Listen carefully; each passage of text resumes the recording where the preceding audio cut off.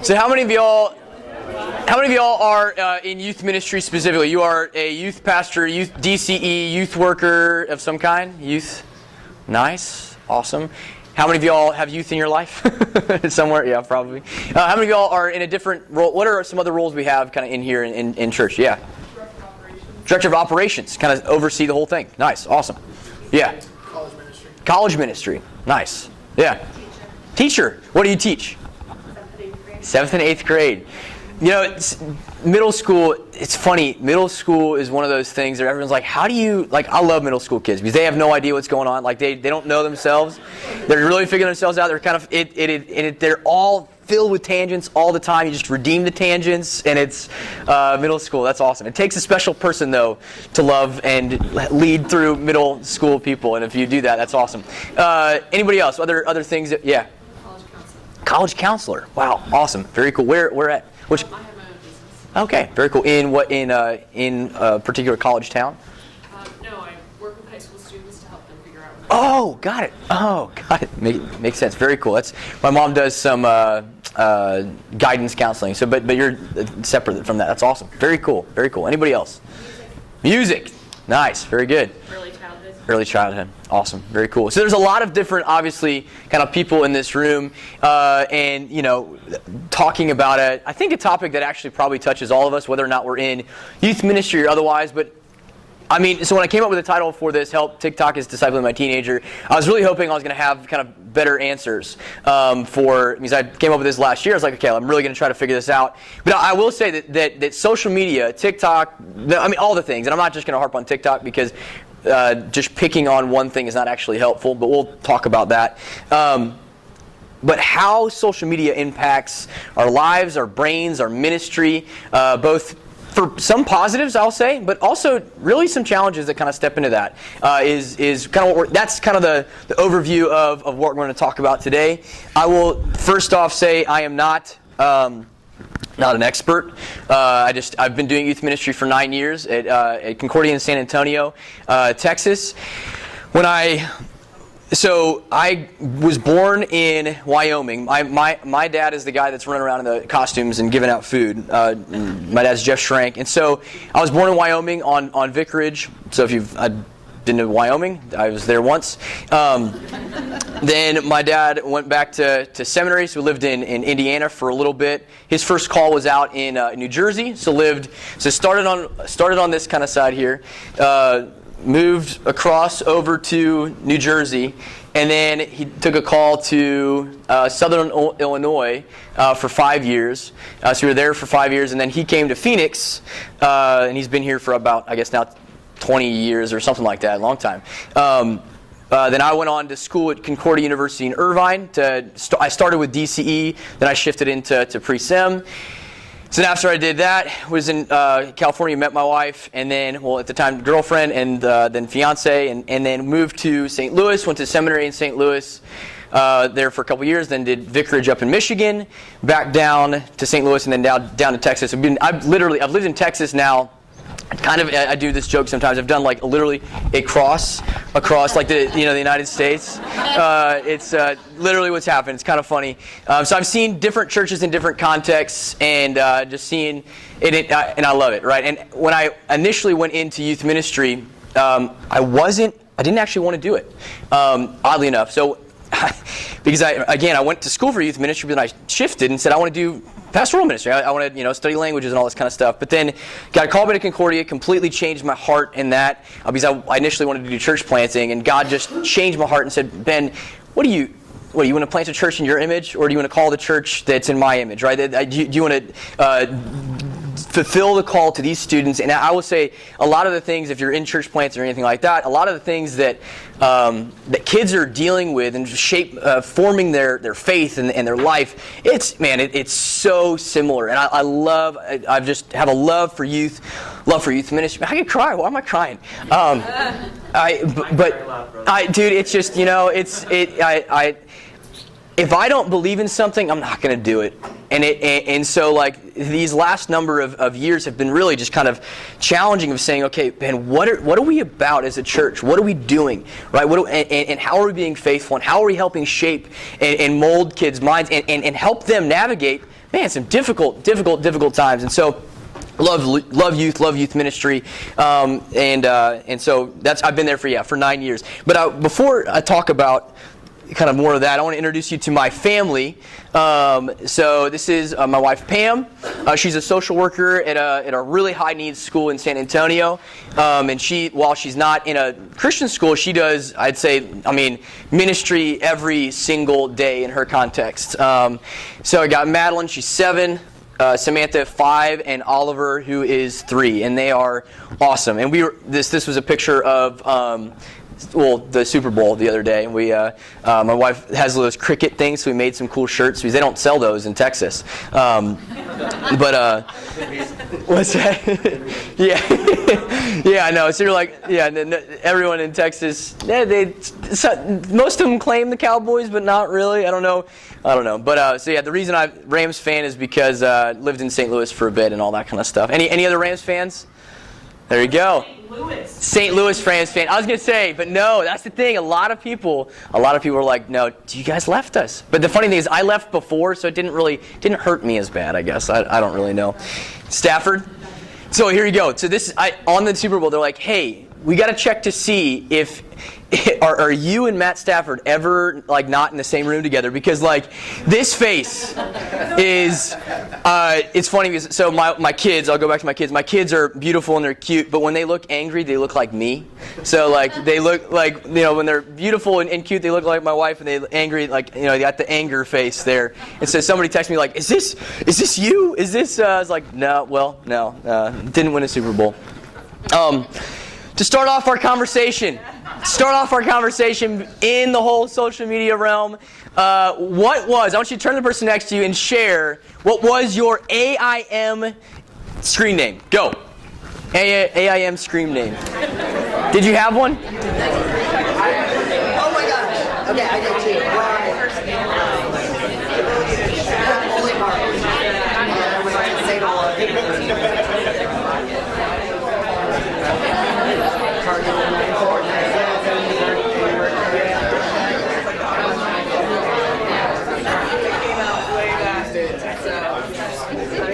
That's how my wife It's like just waiting for the spinning wheel. Come on, color wheel. Yeah. Where it's like, come on, color wheel. Oh yeah.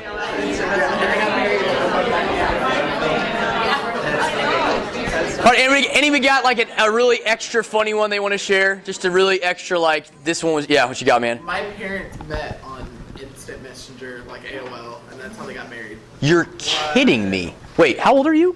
Let's just say I'm 28. 28. His messenger name had 94 in it. Wow, how is that even possible? My parents. Wait, so I remember it started when I was in middle school, and so I'm 34 years old.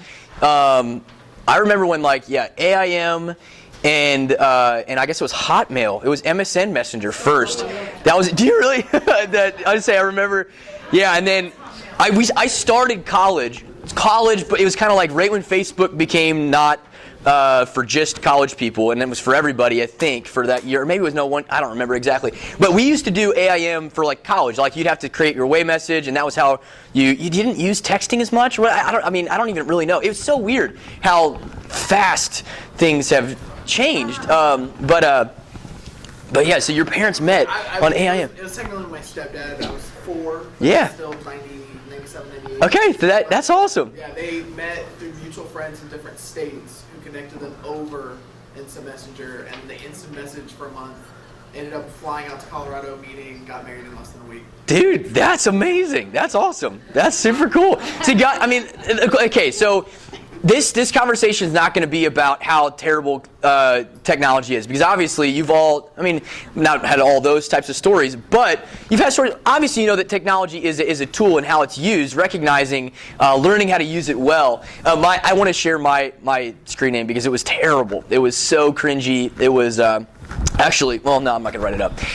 It was the letter R, the letter U, the word ready, so it's are you ready? The number 4, this 87. That was my, are you ready for this? I mean, just that's my middle school brain, or whatever else. But we've come. I say this to say that we've come a long way, right? In terms of how people engage with social media, how people engage in communication, what are the various apps that kind of vie for our attention, and what impact that does have on ministry. And so this help, I think, is something that we all kind of want. We want help.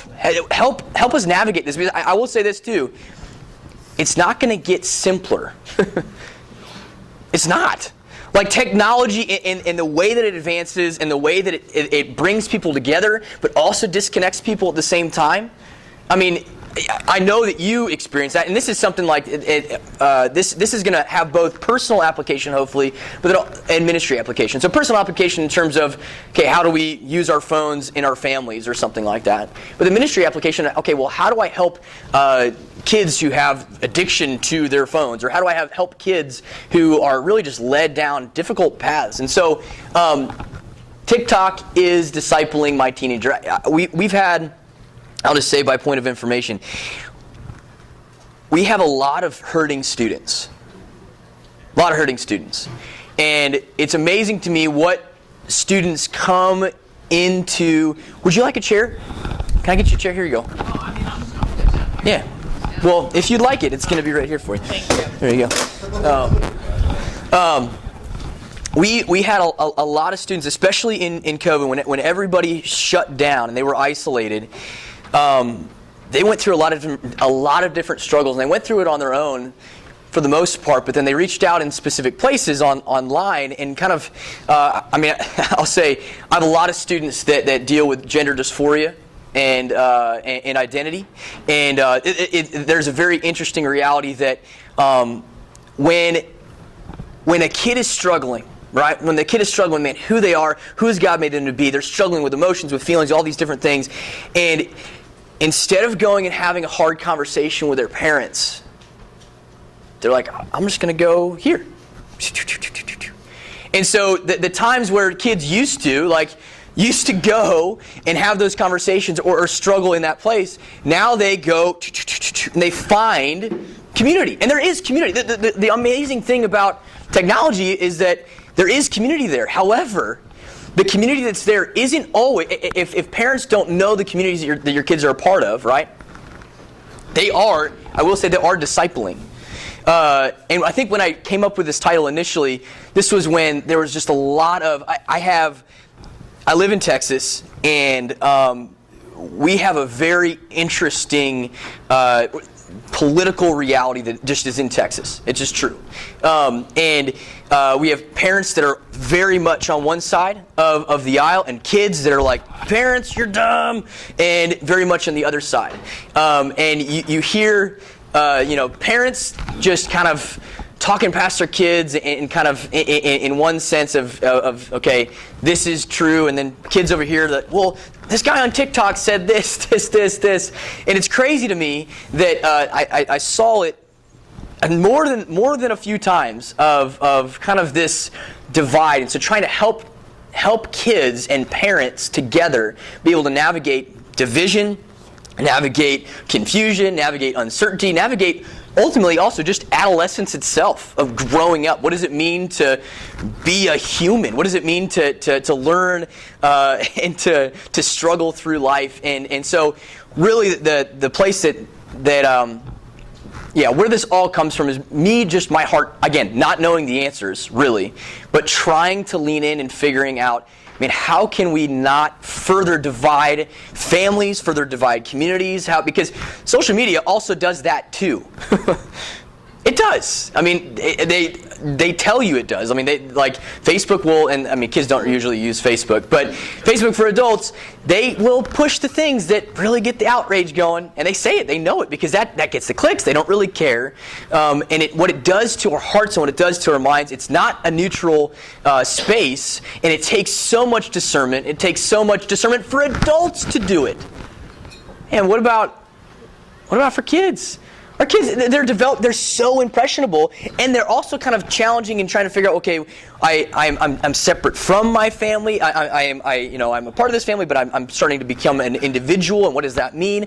And so the normal kind of like teen angst is compounded with this immediate affirmation loop of social media in community that isn't always helpful. It isn't always helpful. There's a book. If you are, and because I don't have this planned later, so I was just thinking about it right now. If you in your context are dealing with children with gender dysphoria or sexual identity in any way, and you're like, man, how do I deal with this? There's a new book that I think it was just last year, written by Preston Sprinkle, called Embodied, and it's basically again. When you read various things, he's not a Lutheran guy or anything like that. But I really like how he approaches it from a place of grace, from a place of clarity, from a place of ministry and people, right? Because this is not, and so if that's something in your context, that was helpful for me. Read that this past year. And trying to work through with specific kids I have a specific kid who's gone through transition, right? And what is that? How do we do that? Do they go on retreats? How does this work? If you have specific questions about that, I'd love to talk to you about that. We're working on some of those things still, currently. But so this is the question I want, because I believe that social media is discipling, right? Whether we know it or not, like it's shaping. But what is our definition of discipleship? What does that even mean? What does discipleship mean? Do you guys have? I don't think there's like one exact answer. I have a framework that I think I'm going to think about today, but this isn't something I think that we maybe necessarily have a specific nailed down. Okay, this is discipleship, which is fine, right? It is, again, I don't think it looks one way actually. Well, in your context, when you talk about and think about discipleship, how do you use that language? I'm actually just curious too. Yeah. I think in our ministry, correct me if I'm wrong, we would say discipleship is a lifelong process for all ages in our ministry to become more like Jesus. I love that. That's simple, that's clear, the lifelong process, becoming more like Jesus in that direction. Yeah? Are we following Jesus teaching people to follow Jesus in their daily mission and their daily lives? I love it. Yeah. Teaching people, instructing, following Jesus. Yeah. I think the Jesus part is really important, but I'm lame. I like to think of just the word disciple. Yeah. And we make disciples of Jesus. Okay. Right? But a disciple in itself has the context of just following. It's like following whatever, right? You can be a disciple of, think of mythological things. Disciple of Zeus, disciple of whatever. We make disciples of Jesus, right? Yeah, so you're going to where actually I'm going. So there you go. There you're at, man. Is who are you following, right?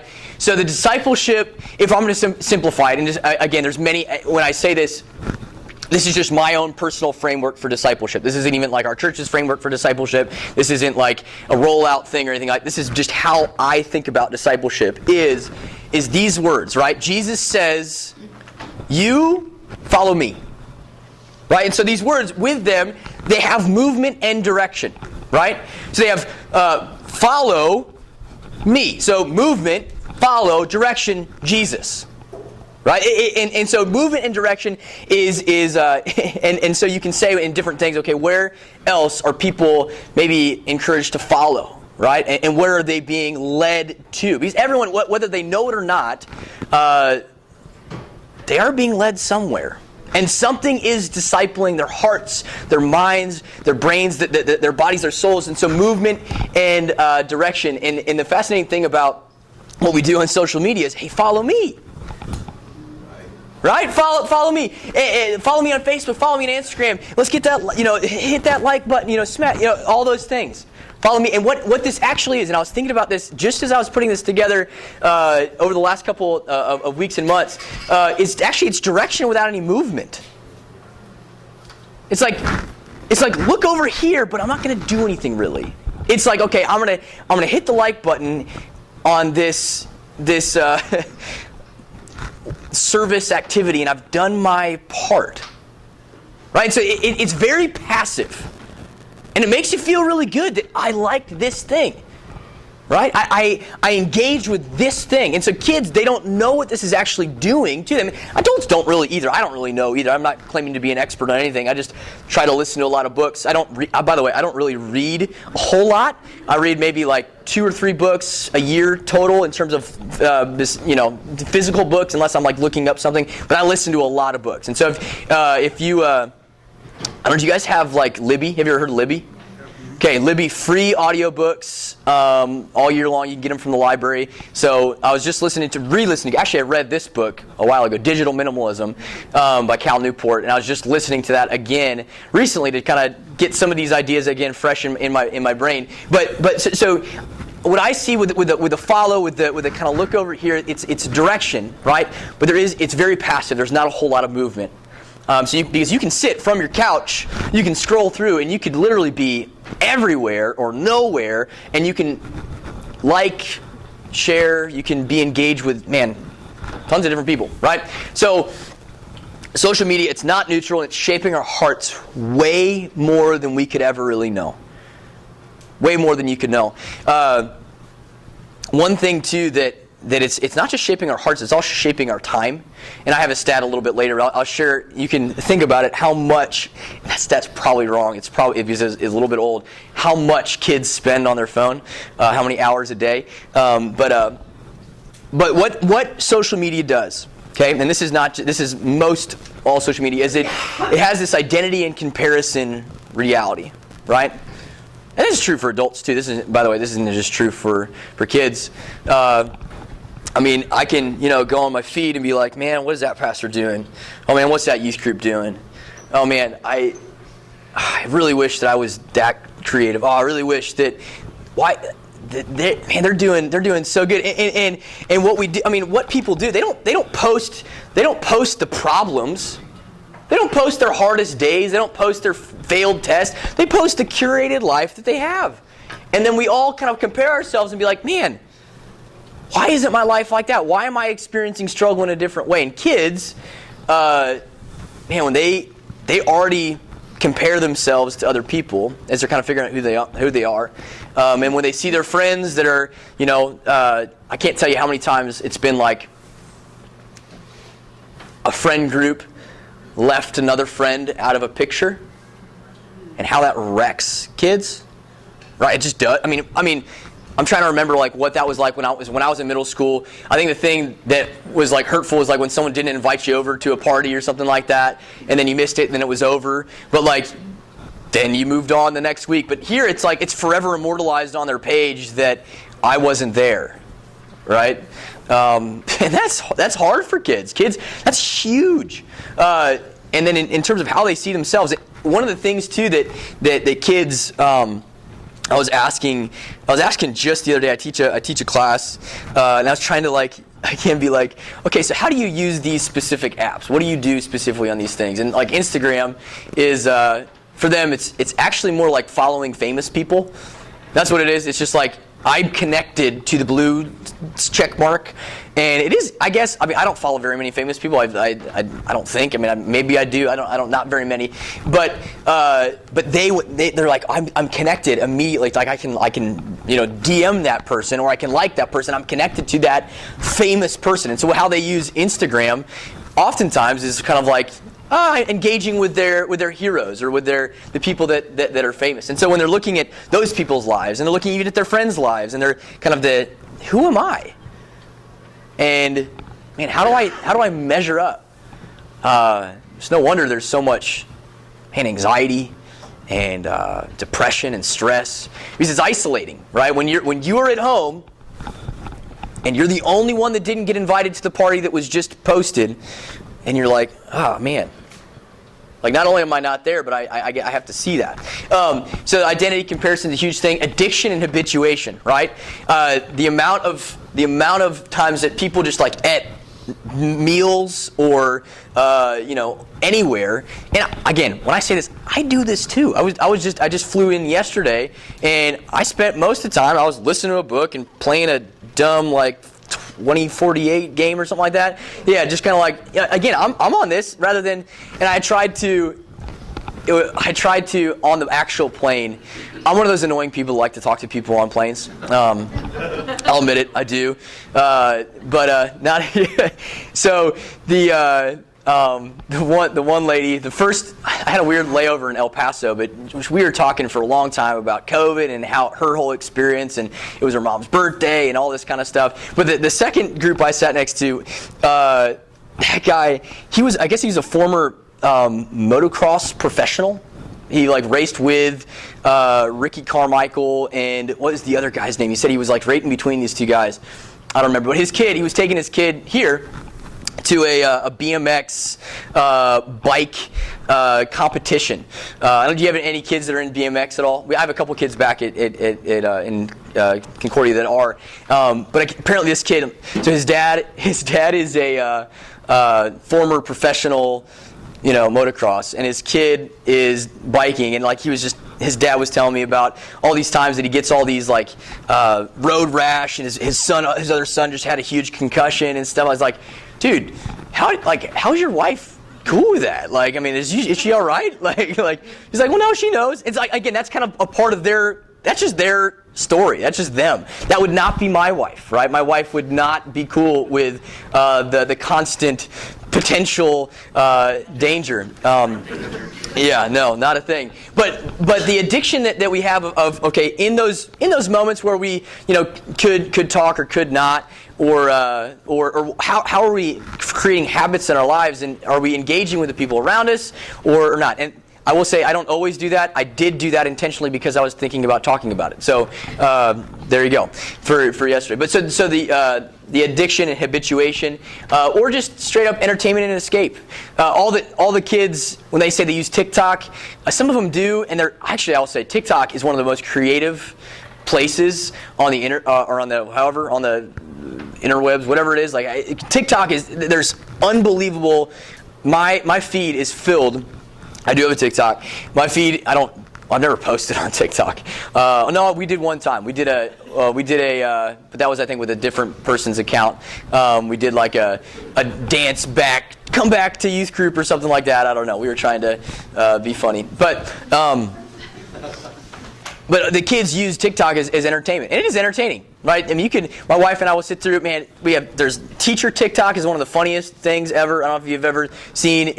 How do you have a TikTok and know what TikTok even is? Okay, very good. Yeah, so I want to make sure that you're not afraid of it. Just like anything on the internet, there's bad things everywhere. There are. But just like everything, there's also good things. Our senior pastor one time was talking to some parents, and he created an analogy that it's always stuck with me, and I love it. Do you take your kids to, I don't know what your downtown area is, but for us, downtown San Antonio, it's got the Riverwalk, if you've ever been. It's a beautiful area. So there's do you take your kids to downtown San Antonio? Yeah, of course, they've all been down there. Do you let them run around by themselves? No, I don't. No, we don't do that. With these things right here, this is like downtown San Antonio. You got to go with your kids. You can't just let them go run around by themselves. They don't have the tools at all. And there are, I'm not just predatory things are on there, but there are predatory things. We actually had in our school. No, it was our school. It was our school.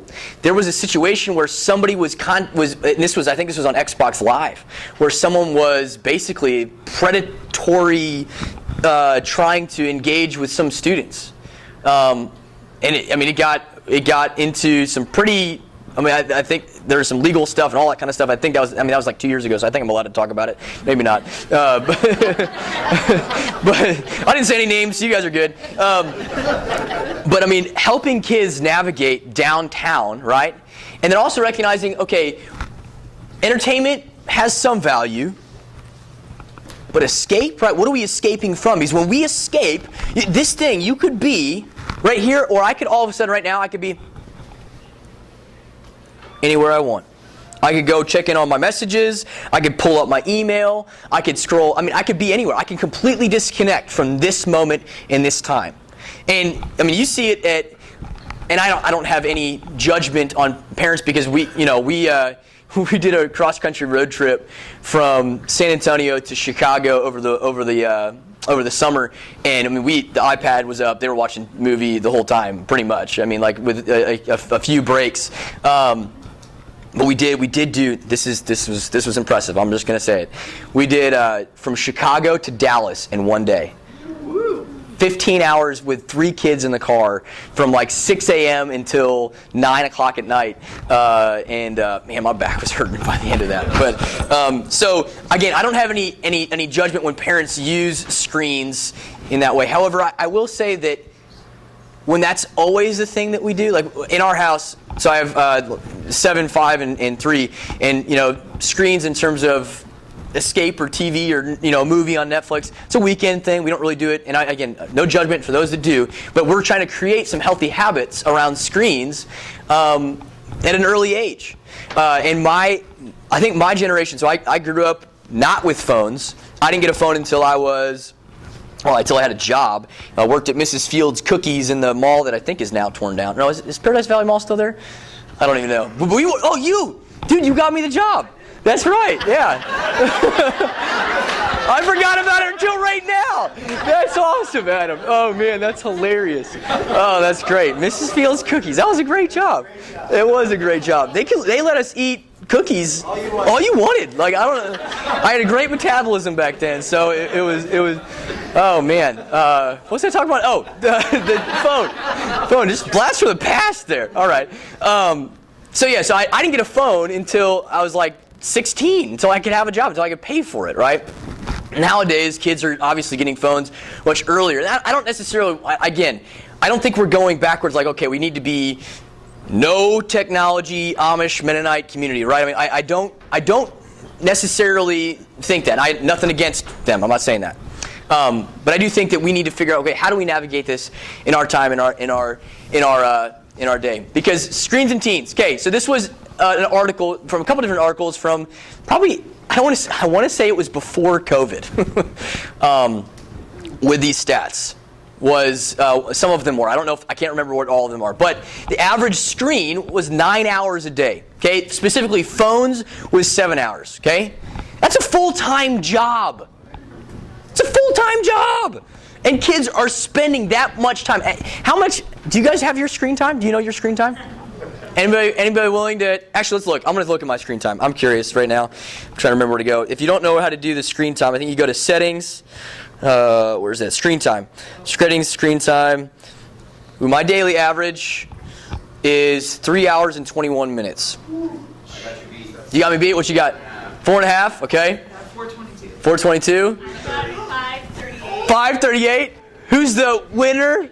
7 hours and 6 minutes. 7 hours and 6 minutes. Can anybody beat it? Can anybody beat it? A teen can. A teen can beat it because this is 7 hours. So, dude, that's pretty close though. 7 hours. That's like a full-time job, man. There you go. Yes, sir. You said we don't go the Amish or Mennonite route, that kind of thing. And yet, with the analogy of I wouldn't let my kids run around downtown San Antonio. Yeah. When they're on the phone, they are running around in a much worse place. Yeah, it's true. So what? So what? Exactly. And so this is the thing is you have to, and in my opinion, I don't write very often, but when I do, I see something that my community is just struggling with. And I wrote a thing of, I think it was, should my teen have TikTok? And a parent was like, hey, Pastor Ben, should he have TikTok? Should he be on it? And I said, no. He's in 7th grade. I have TikTok. Well, I started off by saying, I have TikTok. And the kid was like, his name's Desi. He was like, oh, sweet. He's going to say yes. I was like, but I don't think he should. Now, at what point should they? That's a different question because we're raising teenagers. Are we afraid of the answer never? Well, let's talk about that. Okay. Let's talk about that because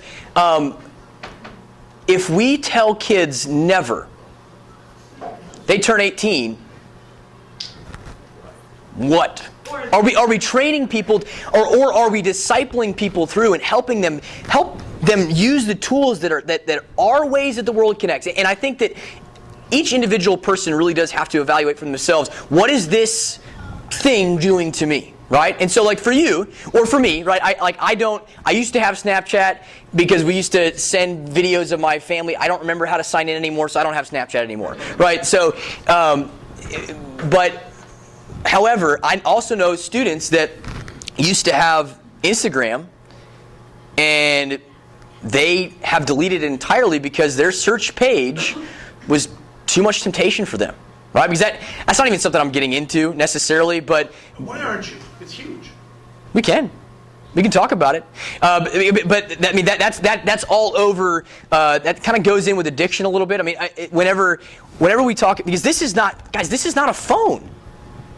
This is not a phone. This isn't everything. This is absolutely everything. Well, when I was growing up, we'll talk about this. When I was growing up, the computer was in one room, screen faced out. I was terrified to go look at anything inappropriate.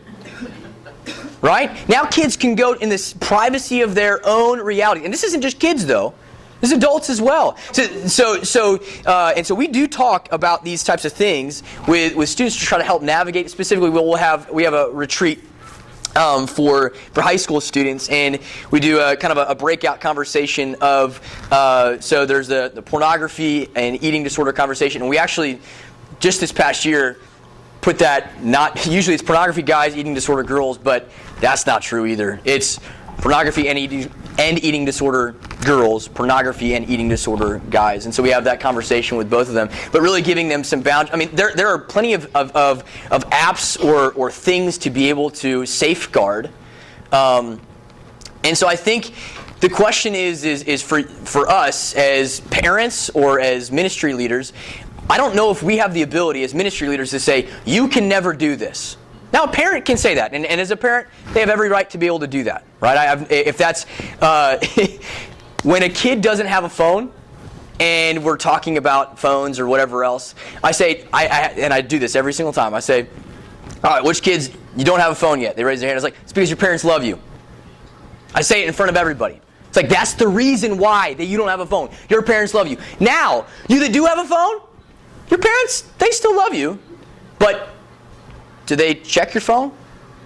Are you checking in with them on their phone? And if they're not loving you well enough. And I do say that. I call that out every single time in front of parents, like we have a confirmation class, and that's filled with parents and students, and all the time I say the same thing and reinforce. And so that now I say, hey, if you don't have a phone, why is that? And they're like, oh, my parents love me, right? And so it's no longer a social like, oh. It's I think I get it, right? Now, the question of when should a kid be able to have a phone? That's interesting because we're working with, how many of you guys work with high school students? Okay, high school students, they're becoming young adults. I mean, they're not just, I know that they always every year just seem younger and younger and younger, but they're not. I mean, they're almost 18. They're almost out on their own. And so if we don't help them discern how to use things, disciple them and say, okay, how are we in the world but not of it? How do we use the things that the world has but not use them the way the world does? How do we do that? And how do we safeguard our minds and our hearts, whether that's in the the book Digital Minimalism, they say cut it all out and then see what you actually need and then go back. I know a lot of people that don't have any social media, and I respect that. And if that's where people go, but I will say that I don't see this going anywhere, and I think we need to learn how to think about it rather than say, I think one way to think about it is don't do it. And I think that's an interesting argument. However, I would say that the majority of people that I'm going to work with and deal with, that's not going to be the parents' responses. I need to help them navigate, well, how do I do it? So I need to go there with them, right? I need to go downtown with them. Downtown's dangerous. Downtown's dangerous. I don't want to go down there. Just not go down there. They're all going down there. Okay, I probably need to go down there.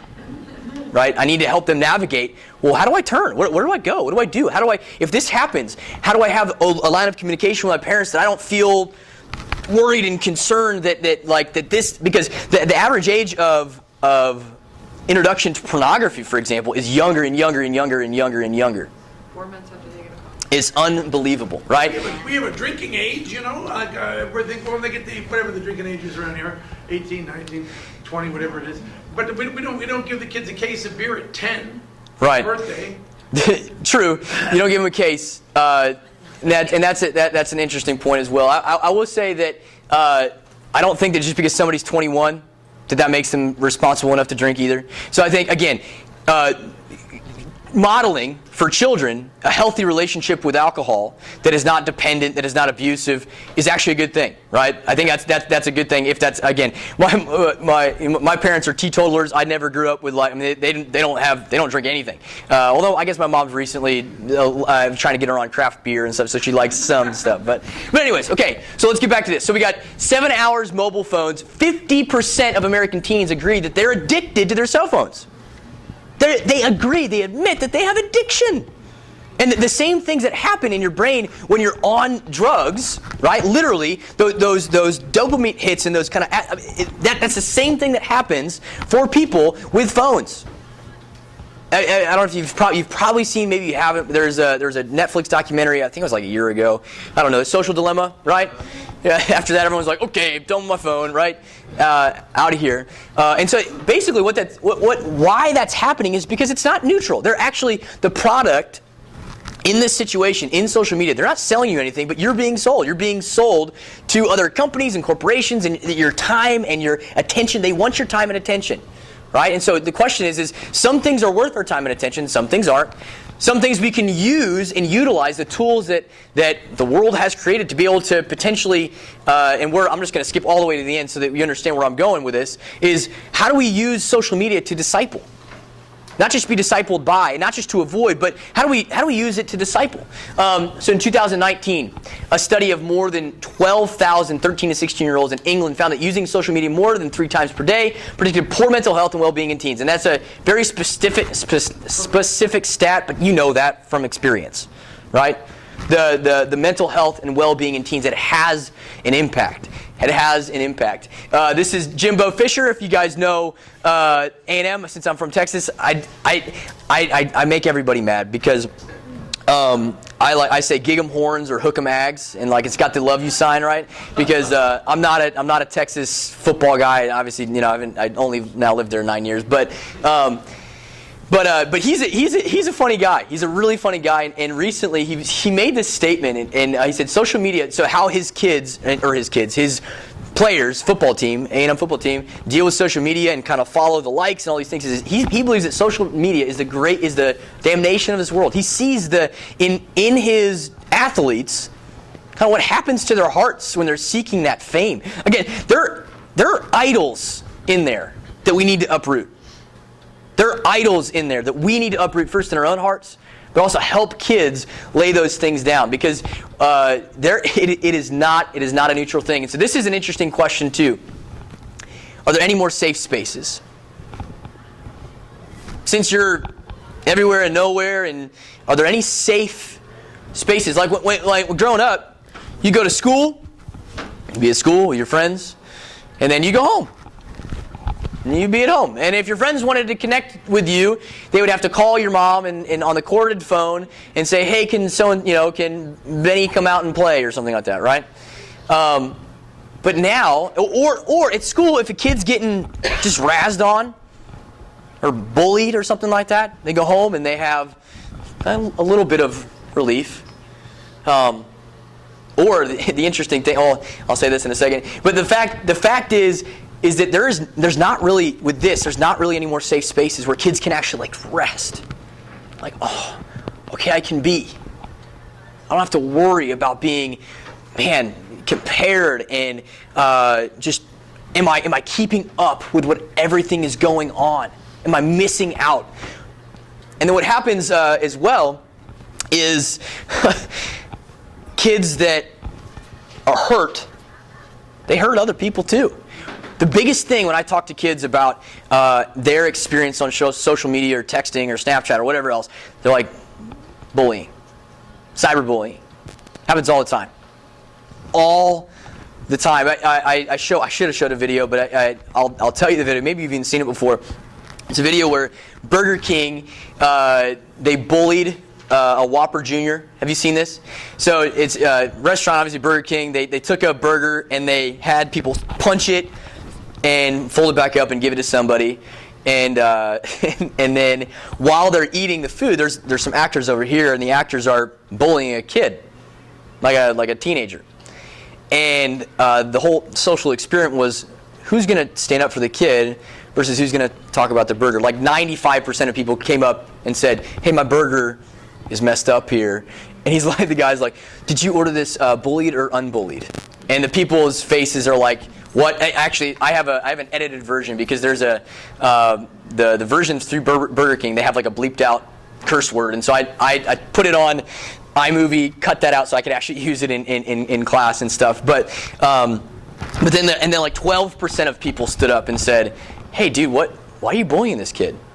Right? If you want that, I'll give it to you. I mean, it's online, so I'll share it with the edited one if you'd like. But kids, there's not a safe space anymore.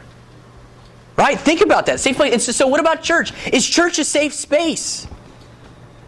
How can we create this place that is safe? That they're seen, that they're valued, they're loved, that they're heard. They don't have to be constantly compared, and then help them navigate what this is, right? I probably don't have time for this video, but I'm going to, well. You know you have like 40 minutes. Oh, I do? Yeah, it's an hour and a half session. You guys going to be here for an hour and a half? All right, I thought it was an hour. Okay. You have until 10. 10, okay. I want to show you this video. I use this one in confirmation. Which one do we use it in? I think we use it in the Apostles' Creed. But this is what if, like, Jesus in the life of Christ and kind of towards the end was kind of in his life was being told by Twitter. Okay, it's actually pretty powerful, pretty cool. I don't know how loud it's going to get. I don't think it's as loud as I'd like it to get, but we'll see how it goes. I'm going to turn off. Can we turn off the lights actually?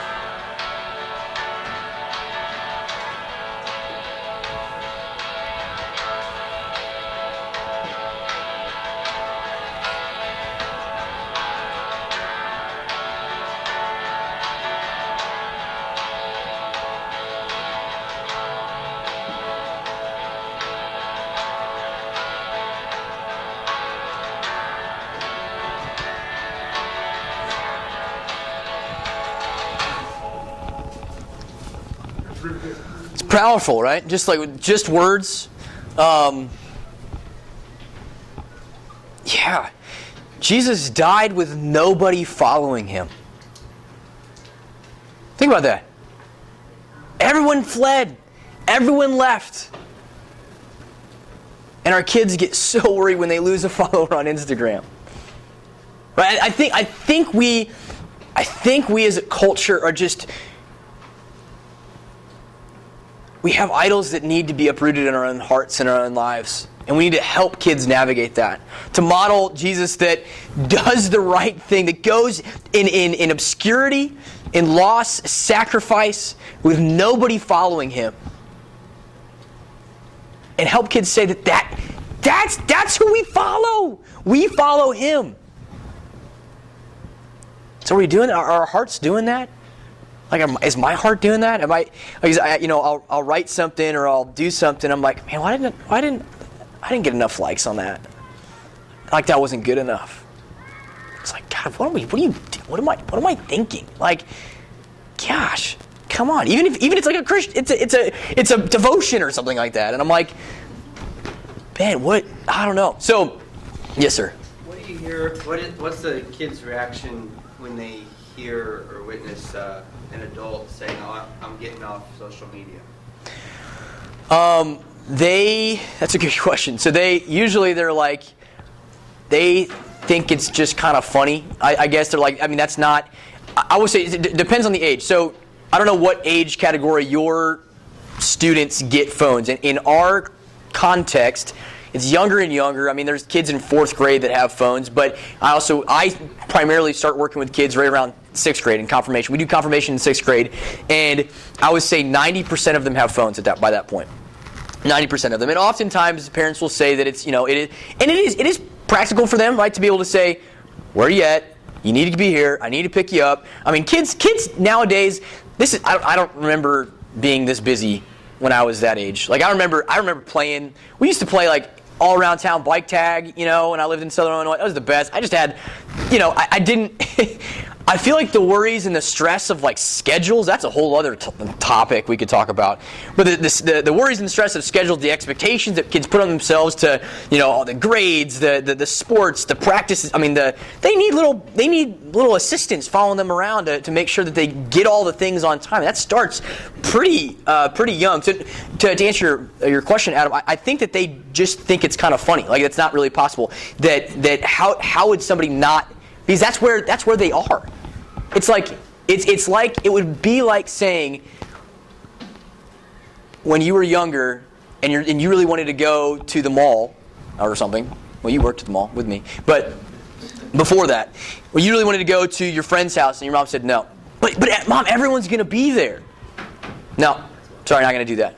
Right? And so I would guess it's similar to that.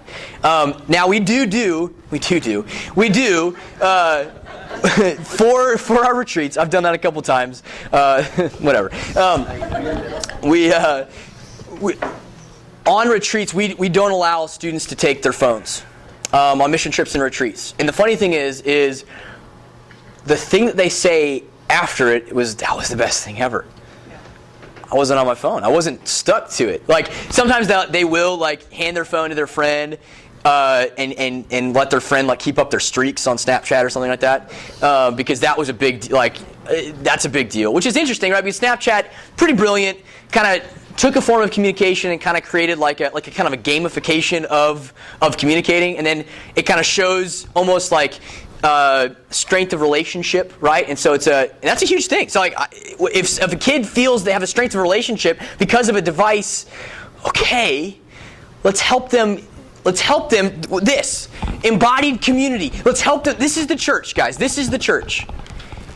The church is embodied community. Incarnational ministry, people together with one another. And this isn't neutral and it doesn't help it. But we need to know that first for ourselves and help our students be able to do that. But you remember 2 years ago, right, when the world was on fire. And I remember having I have existential crises all the time, but at an existential crisis, okay, world's on fire, and I'm making videos. I don't know how many videos, if you're in youth, I made so many videos. Like, okay, so we had WNO, I had to do devotion, like, and it's like, okay, let's get all our stuff out there because we have to keep the things that we had before and all these things. And I remember thinking, I was like, this is the image that I had in my head was, okay, world's on fire, and I'm over here waving, hey, look at me, look at me, look at me. Which, Some information. okay. But then I realized that the world's always on fire. And the church is always over here saying, look at Jesus, look at Jesus, look at Jesus. That's the thing. That's it. And so, but we all had to learn new ways of being able to try to communicate. We were, we did our Wednesday night groups online. How many of you, anybody do Zoom youth group? Anybody do? Yeah? Create fun Zoom games and stuff. It was great. Like, and the cool thing about it too, the some of the things that came from that were really unique that we were able to see. Kids could, bring their pets to youth group and, show what they've been working on and like their crafts. Some of them are super creative or super talented. They can kind of highlight, hey, you picked up an instrument, let's hear it, and so we're able to kind of do that. That was actually, oddly enough, the people that did best was junior high on Zoom. They did best. High school, it was good. It was okay, right? They were just kind of, they're already hanging out online in that way. Where middle school kids, they're not really there yet, actually. They're not necessarily hanging out online in that way yet. They do text each other, they do snap each other, but they don't FaceTime each other all that often. Sometimes when they shouldn't, they do, and those are conversations as well. But the world was on fire, and then we had no choice but to use social media. And it's like, wait, how are we using it? What are we doing in it? Are we just kind of like capitulating to the culture, right? Are we just giving in and saying, hey, this is where it's at? Or we all became experts in this is not us, but this is I found this photo on unsplash.com. If you know Unsplash, it's free photos that you can download and use for backdrops and stuff. Unsplash.com. But we all makeshift, studios or whatever else, and I don't know. There was a certain level of exhaustion that I felt in that time. Of just kind of like throwing spaghetti. I mean, just what's going to stick? What are we doing? But then there was also a certain level of clarity at that time, though, too, of lots more phone calls than I usually make. Lots more. Man, how are you doing? Are you doing okay? And we try to do phone calls on the regular, but not near as much as we did a ton of phone calls. We actually, our whole church did. There was like, for months, we did like a once a week phone call to almost everybody in the congregation, and created relationships from that no one, like when they finally came back, they're like, oh, you're the person I was talking to for however long. And so different people. We have a relatively large staff, and so kind of giving is whenever you're at home, right? And there's a lot that you can do. Honestly, I found that anyway. There's a lot that you can do, and honestly, I can get a little bit more done because I wasn't so distracted by other people. But there's also a lot that you can't do, and so you have to be intentional with. Wait, what should I do? What's the right way to step into this? How do I use the places that people are at? That now they're on their screens infinitely more. Now they're scrolling infinitely more. And so how do I redeem that space? Because I believe, right, that as Christians we're called to redeem spaces. Not just to neglect and say, okay, they're too far gone over there. No, but when there's a space and a place, we try to figure out, well, how can I meet this with the gospel? How can I transform this and help shape minds and not just let my kids get discipled by TikTok, by whatever ideology that comes aside. But I try to help them, and I haven't gotten so far as to the point of, okay, I'm going to make my a TikTok. Whatchamacallit page, like a devotional page or something like that. Some places do, and there's actually a lot of good stuff on there. A lot of bad stuff too, but a lot of good stuff. So this is a question that I want you to think about for yourself: is how do you, right? And this is individual, so we don't need to all respond. But I just want you to think about how do you use social media personally, professionally. And so sometimes what we do is maybe we even separate these two things. Is, okay, well, I use social media personally to share pictures of my cat and my food and my kids or something like that. And professionally, it's kind of like a promotion of the various things we got going on. And so it's something that I have recently kind of tried to figure out in my own life is, okay, how do I kind of blend these two together? Because I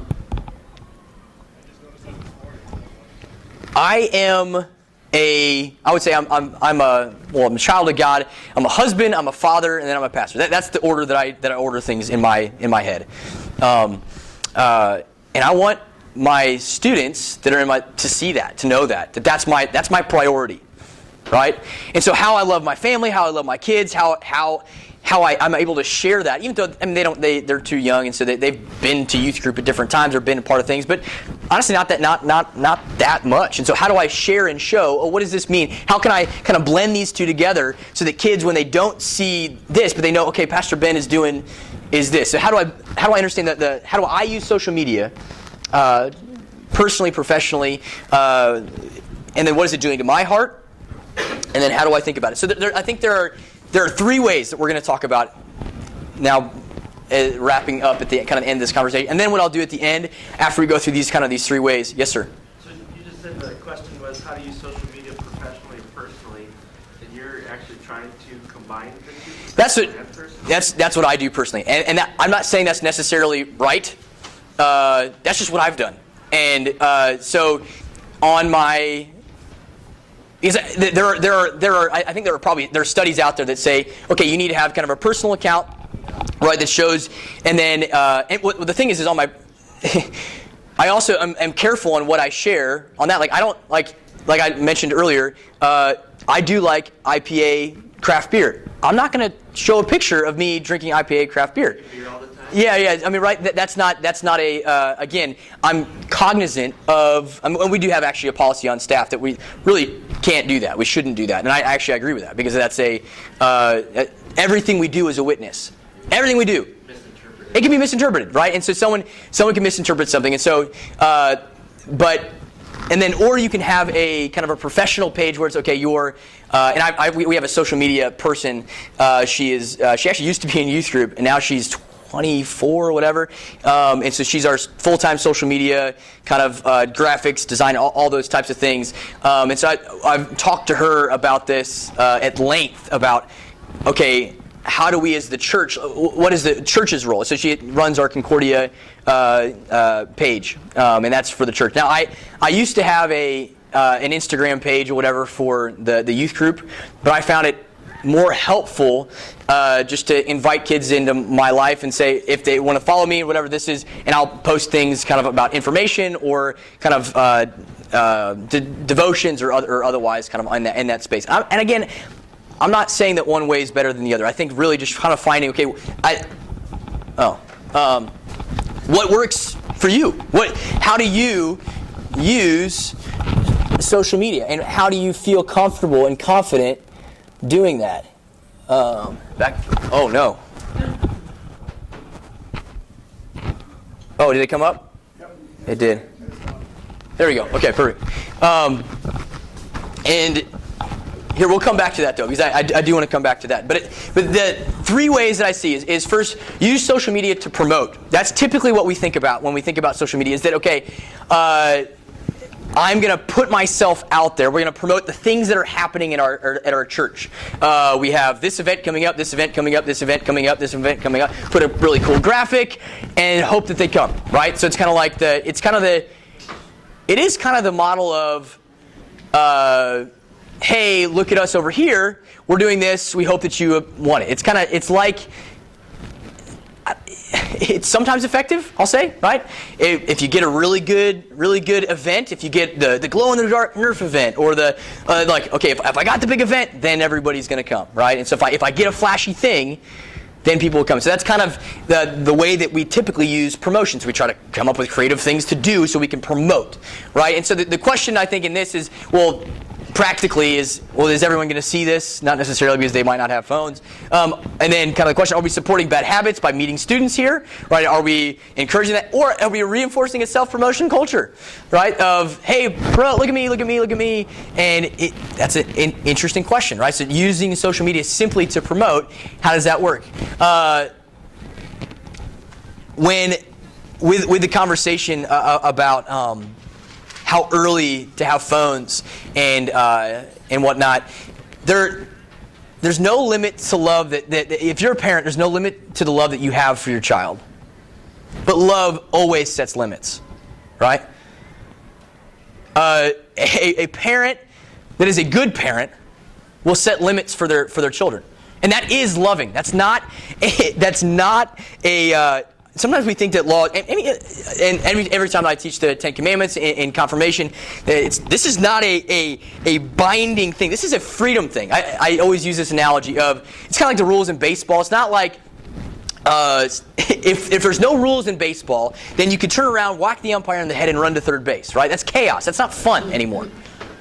Right? And so there's laws and rules and limits in baseball so that you're free to play the game. And then there's tons of different ways to be able to play the game. And God wants, so the laws, the limits are there as boundaries to say, this is life that's thriving. This is the life that I want. This is not a do this or else. This is life that's truly life. And so laws, they're about limits, right? There's no limit to love, but love sets limits. It sets limits on life. And so the other option to this is, okay, so there's a limit to completely avoid and to disconnect. Do we avoid social media altogether? That's the secular world over there. We deal in what's spiritual. We're going to keep them in their lane and us in our lane, right? And that is, like we said, Mennonite, Amish, other communities as well, kind of said, hey, we're gonna create these boundaries, and they're actually they're actually pretty good with keeping those boundaries in the sense of they go off and do their Rumspringer, and a lot of people come back, right? Like 90% or something like that. I don't remember the exact numbers, but that community their community binds, their community ties are very strong. That is a true statement.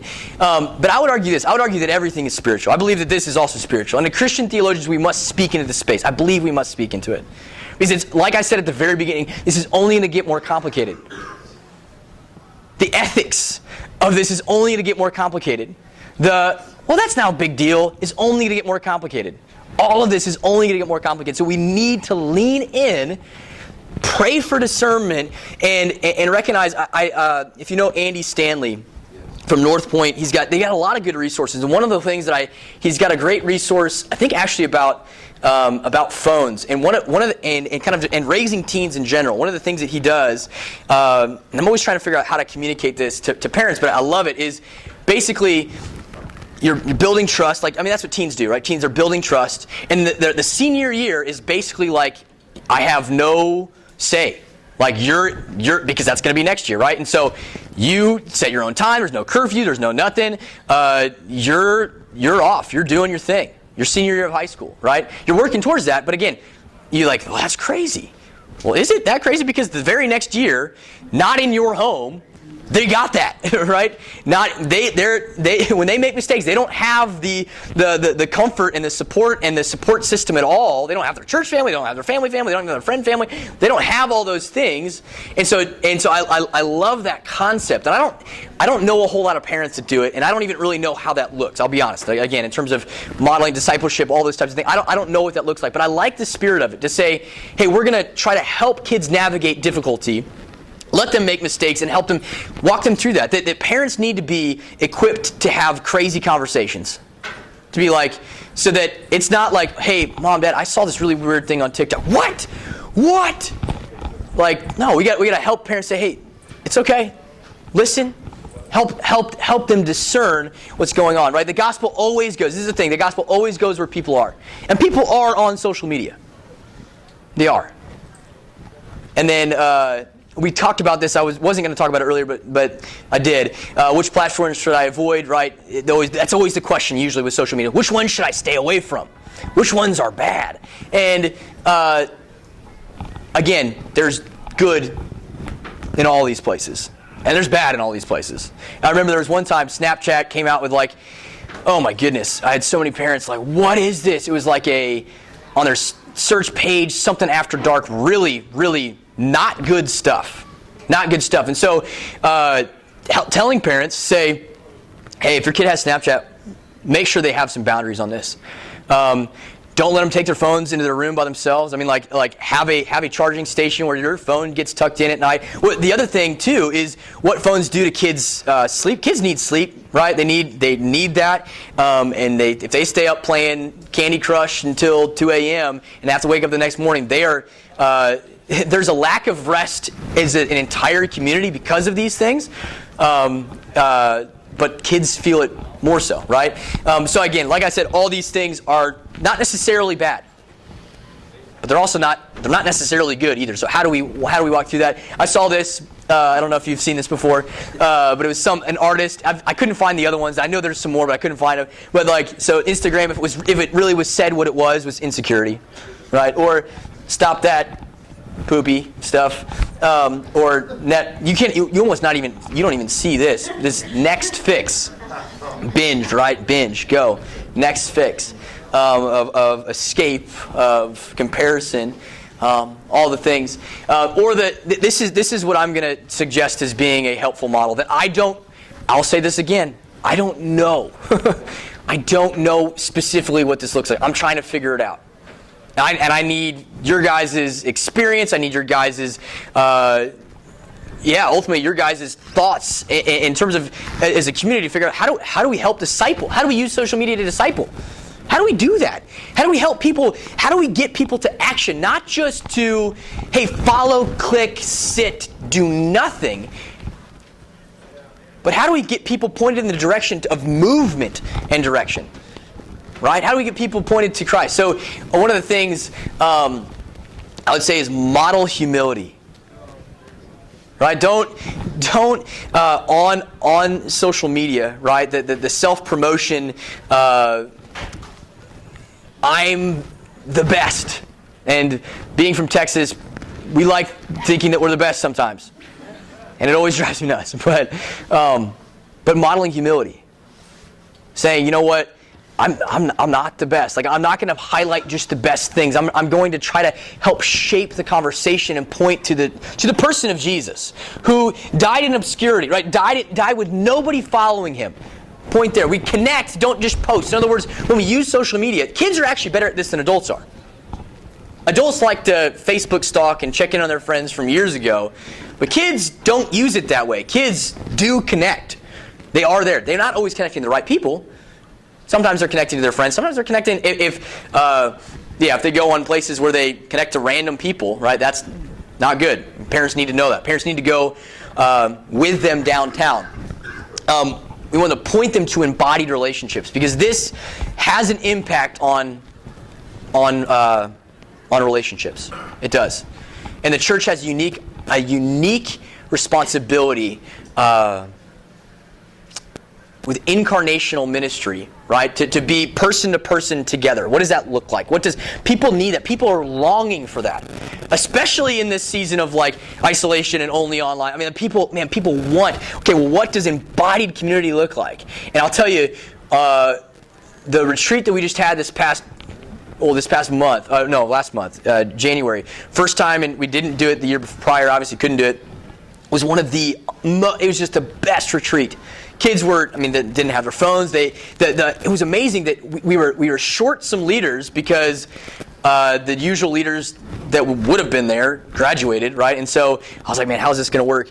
But the kids, man, they're ready to go, right? They want to be a part of something. They want to be called to something. This is what Jesus does. He says, all authority has been given to me. Now you do it. Right? That's what he does. And that's what we get to do as pastors and as leaders and as DCEs and as parents to say, hey, authority's been given to me now. I'm going to disciple you. Go. Do it well. I'm with you. I'm not leaving you alone. Surely I'll be with you to the very end of the age. I'm not leaving you alone, but I want you to do and to point to embodied relations, to encourage and empower others and celebrate others more than yourself. One of the things that what does that look like? Yeah, I don't know, but this is what I'll tell you. So this is like a post that'll promotion.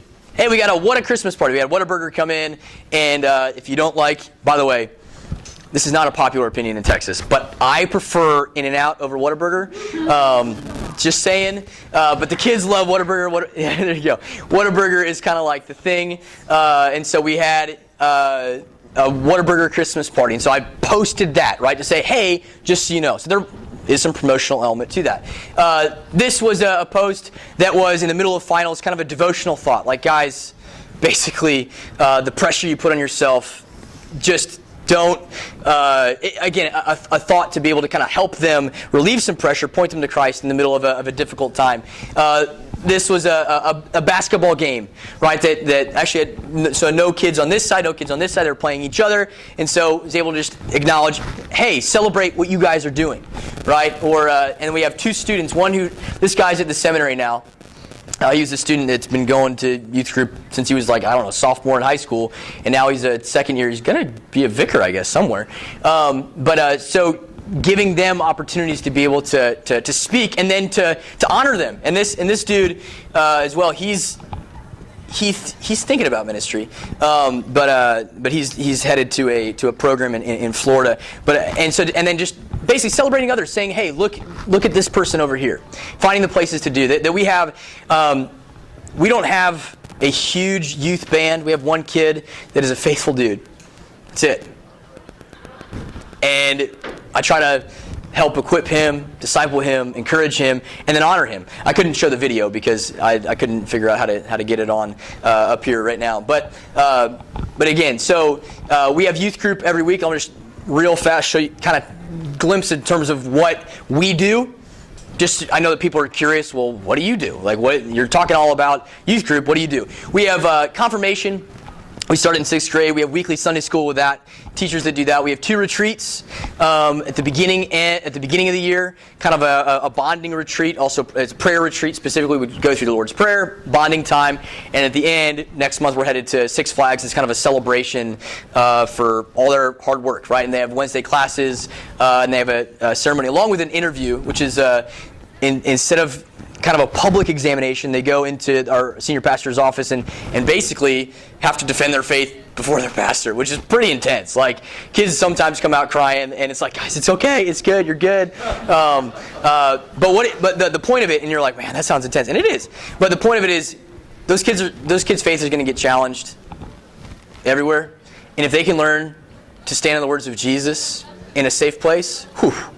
Man, think about that. So I love the program. So that's confirmation. Oh, this was just Wednesday night. I wasn't able to come in until Thursday. But so the kids were lining up to stand up to share. Man, what does their faith mean to them? How they grown in this past year? Yeah. Looking at this, so you're saying your confirmation is at the Sunday school time? So we do both. So that's a great question. So we have weekly Sunday school. Where confirmation, they unpack Applying Luther's Catechism from CPH, the book, the pretty typical book that they go through. We have teachers that teach that kind of in rotations and all that kind of stuff. Then on Wednesday nights, we have a separate kind of going through. It's a curriculum that we created. Again, it's just basically the catechism, 6 chief parts. We do some activity as well. But it's kind of a big group bonding time, and then going through some teaching along with some small groups. We have mentors at every table. It's a cool program. But one of the reasons why we have a day school, but we don't have that. They have a religion class, but that's not confirmation. Confirmation is something that both public school and private go together. Okay, and so they're going through it together. It's a separate thing entirely. So that's our confirmation program. But if you want anything from that, I'll give anything away. Middle school, again, we have weekly Sunday school. But actually, what we do in middle school is we start encouraging kids to teach the younger kids. And so we want them, rather than just like coming and being there at 9:30 Sunday school, we say, hey, do you want to plug in, work with the littles, right? Do these types of things. And so we do that. We have a thing called WNL, which is just Wednesday Night Live. For them, it's 5:30 to 7 every week. That's open gym, some free time, some unstructured chaos for about 30 minutes, right? Because kids, their lives are so structured, so we give them a little bit of free time to be together. Large group game to kind of bring them to a space. Worship, devotion, and of course pizza.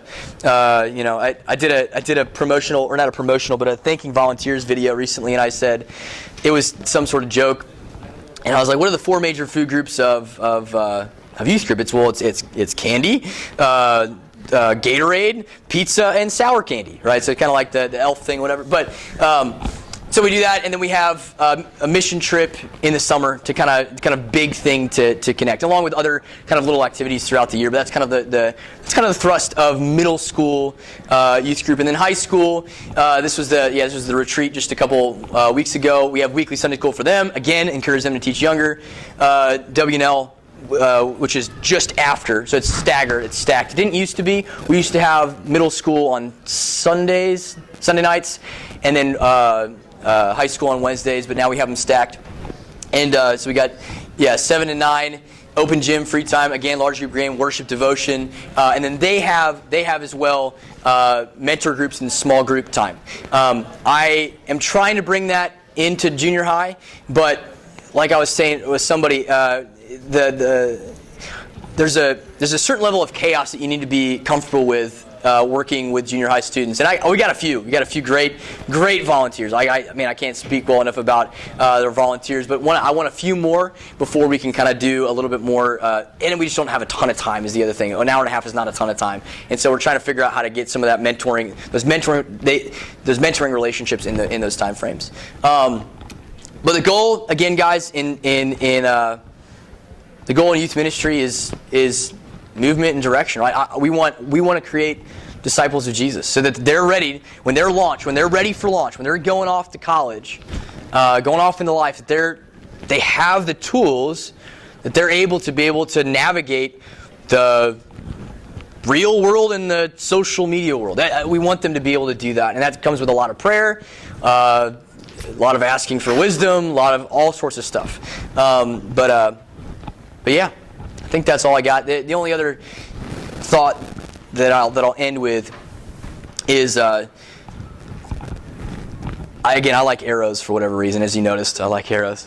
But this is what I see when I see the entire story of God is arrow down for His people. That's it. Arrow outward. Right? His arrow is outward. His arrow is for us. It's pointed towards us. He called Abraham worshiping the moon, and now he's like, "Hey, you're gonna be Father. I'm calling you, man. I'm gonna use you prophets. I'm gonna use you." And then in the person of Jesus goes around and says, "I'm choosing you. I'm choosing you. Choosing you. I'm choosing you." And so what we get to do is we get to live with our arrows out as well, right? To reflect this type of not follow me, not arrow towards me, not make sure but hey, I'm coming to you. And social media sometimes can be like, hey, look over here, come to me. And we need to figure out ways to be able to say, hey, I'm coming to you, right? I'm coming to you. I see you. I know what you're going through. I'm here. I'm coming towards you. And figuring out ways to be able to use social media, and then also know and discern when maybe not to. And again, I don't know that I have that mastered at all, but I'm trying to figure it out. I'd like to pray for us, and if you guys want to, if you want to hang out for 10 minutes, 4 minutes, I can. Again, I don't know if I have any answers, but if you have questions, I got questions too. So let's pray, and then let y'all go. Lord God, Heavenly Father, I thank you for the folks in this room. I thank you for the students and families that they represent, the kids that they love, that are loved by you. Lord God, I pray for discernment, and I pray for wisdom in our context, that we might know how to best follow you and help other people follow you, to rest in you. Lord, I pray for our church. I pray for our world. I pray, specifically pray for these folks in this room. Lord, you know what they bring into this place. You know the concerns and the weight that they carry. And Lord, I just pray for a sense of your spirit, your presence, your peace for them. Lord, we know that you are faithful to us, even when we're faithless. That you got this, even when we don't, and that is good. So we give you all of it, and we ask that we just have the ability to trust you as we try to navigate all of this. It's in Christ's name that we pray. Amen. All right, thanks, guys.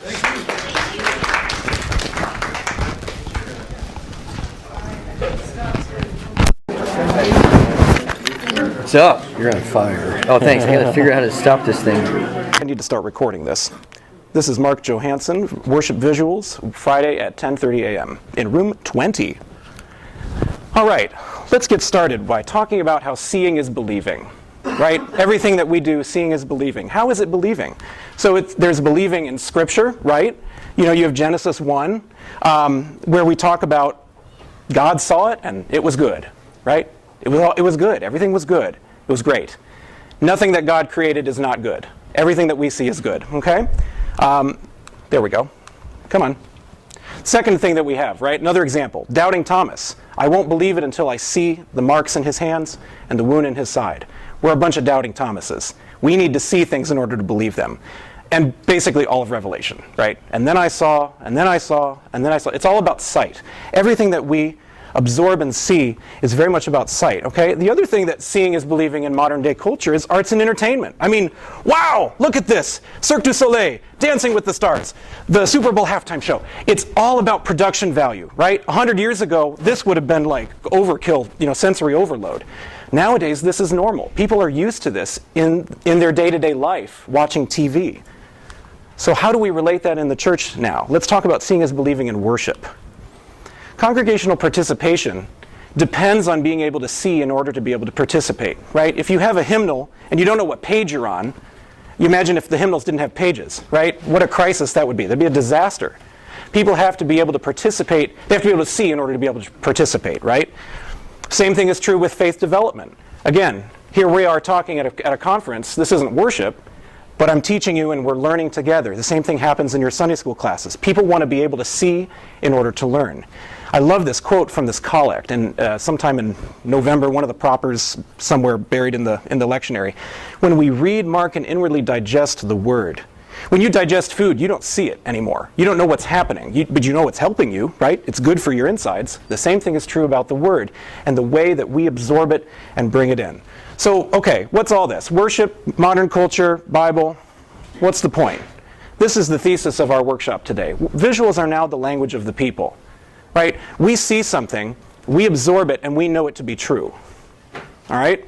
We see something, we absorb it, and we know it to be true. And Scripture does a nice job, Paul, in his letter to the Romans, when he's talking about, how are they going to hear?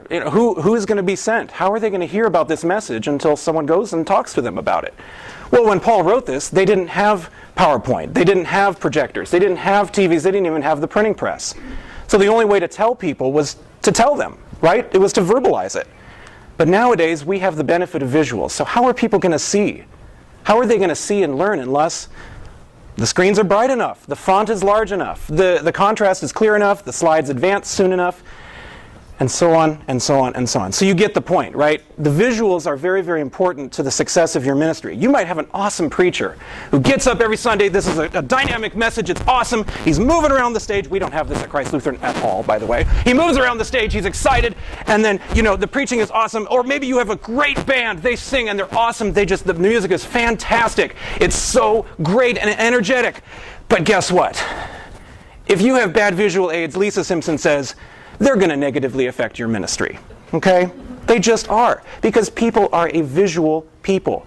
When something gets up on the screen and it's distracting, it takes away from the message. It's not good to the overall ministry. So today's class, we're going to do four things. We're going to talk about design of slides.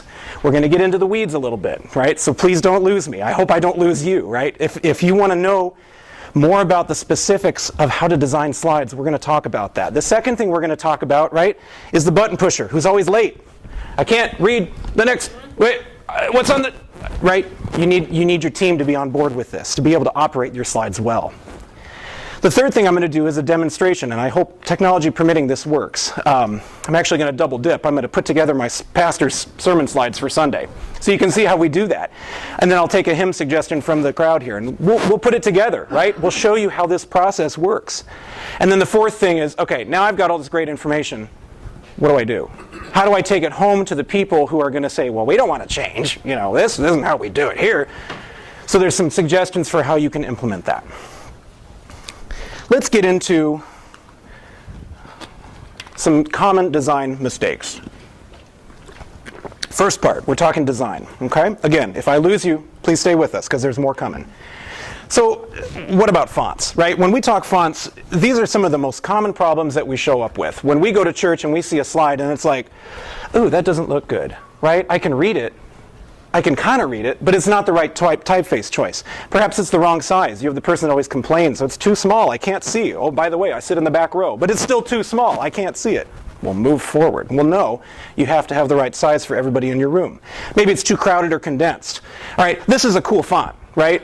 Everybody think this is a cool font? I like it, right? This is the font that comes with Finale or one of the music softwares. It's a cool font. If you put this on my screen in my sanctuary, what does that say? A mighty. Oh, yeah. You can't read it. Just because it's a cool font doesn't mean you should use it, all right?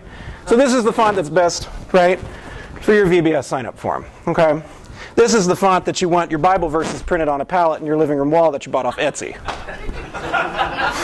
And then this is the best one.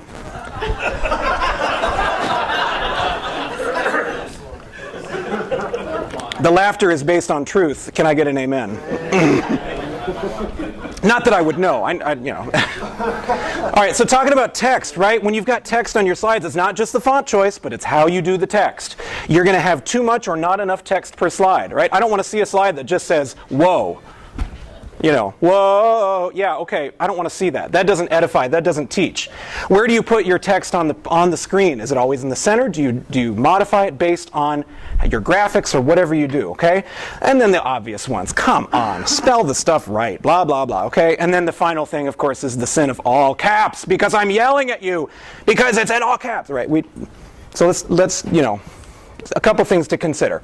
Again, going through things, as we talk about the amount of text per slide, yes, is everything spelled right?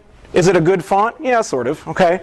But when you just go copy paste all your words from, your whatever, Lutheran Service Builder or Sundays and Seasons or wherever you get it, this is what you could end up with if you don't think about how you design your slides. Then the obvious one, spelling and grammar. This is an actual slide from, and I'm embarrassed, this is not something I did, this is a predecessor of mine, but it's horribly funny and it's also horribly sacrilegious.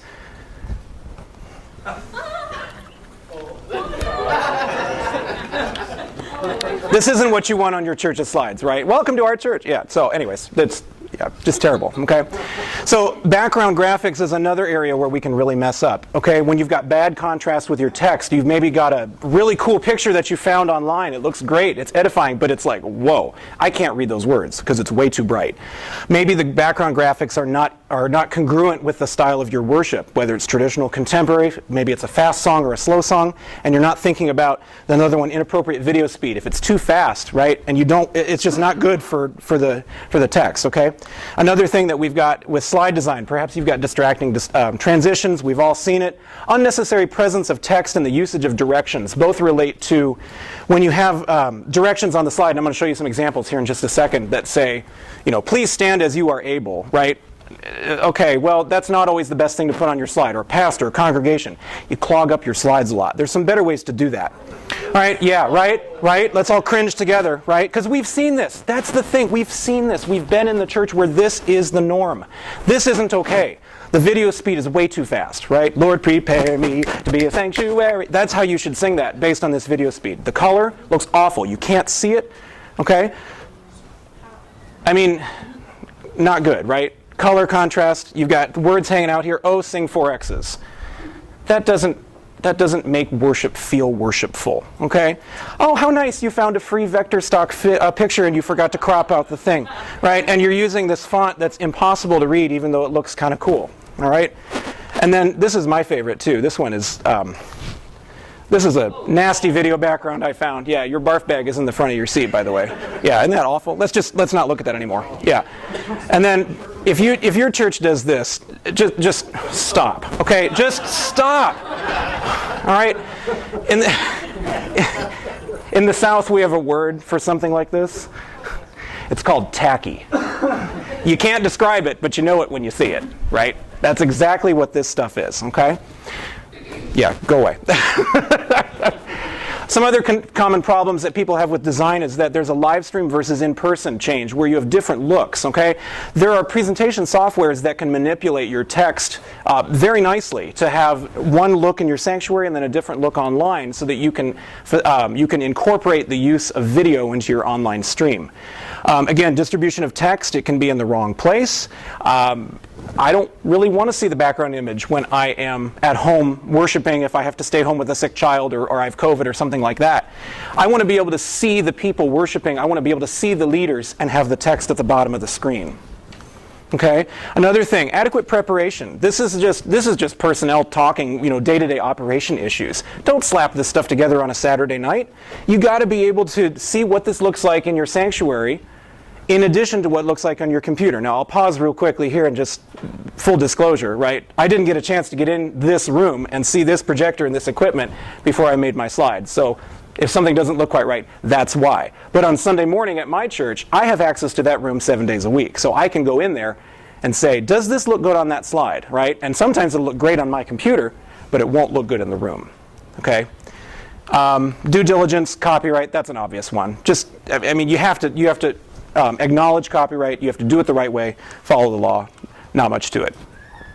Let's talk about operational mistakes. Now, this is not design anymore. This is now the button pusher, right? This is the guy that's up there, or the girl that's up there, and they're not advancing the slides soon enough. That's the most common problem that people complain about, right? They can't read the words because it's behind. Missing or incorrect lyrics. Why did that happen? Well, you told us we were singing Graves into Gardens, but I didn't realize you guys were going to do the last chorus 4 times because no one told me. Well, no, that's not only that. You didn't go to rehearsal, right? At rehearsal, we decided that, and no one at rehearsal decided to communicate, gee, maybe the button pusher upstairs needs to know that so that they can cycle it 4 more times and keep the congregation involved. Again, no communication between who's down on stage on the chancel and who's up in the tech booth. You got to talk to each other. You have to talk to each other. All right, enough about the problems, right? Let's do some best practices here. That's why we're here. Talk about stuff to do right. There are the 5 S's of font choices. They are style, serif, spacing, size, and shade. If you want to write those down, I'll give you just a second. Style, serif, spacing, size, and shade. And I need to turn this volume back up because we're about to have some videos here. All right, can I continue? All right, so when it comes to font style, that's the first S. For lyrics, we're going to keep it simple. We don't need the cute font. Just because your computer has the cute font doesn't mean that you have to use it, right? Just because you can do it doesn't mean you should. And it needs to be fitting to the style of the worship service or the event. Okay, so when you have a traditional worship service, it needs to look a little bit different than how it does for your contemporary service. That's just a basic example. When you have a funeral, it needs to look different than it does for the rest of your services. That is a different environment when you have a funeral versus the different worship services, okay? Talking about headings and titles,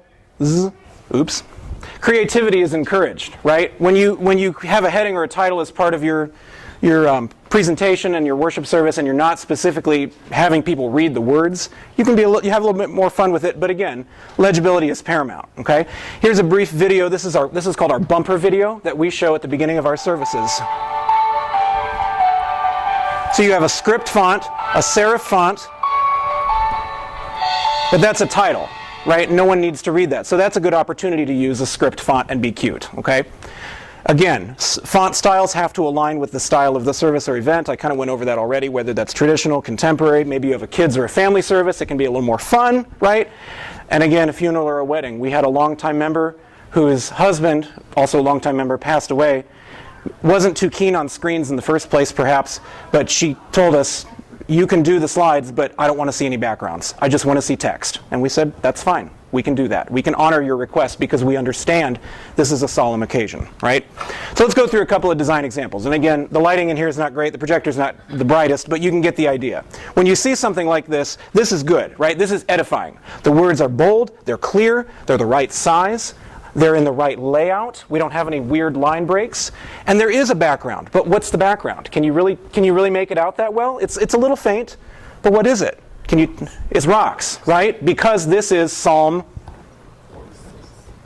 46. Thank you. Somebody needs to say it, right? God is our rock. God is our refuge. It is a presence. There's a subtle message behind this slide, right? I could have put up, a crazy big fortress tower picture. That would have, maybe not been the best image.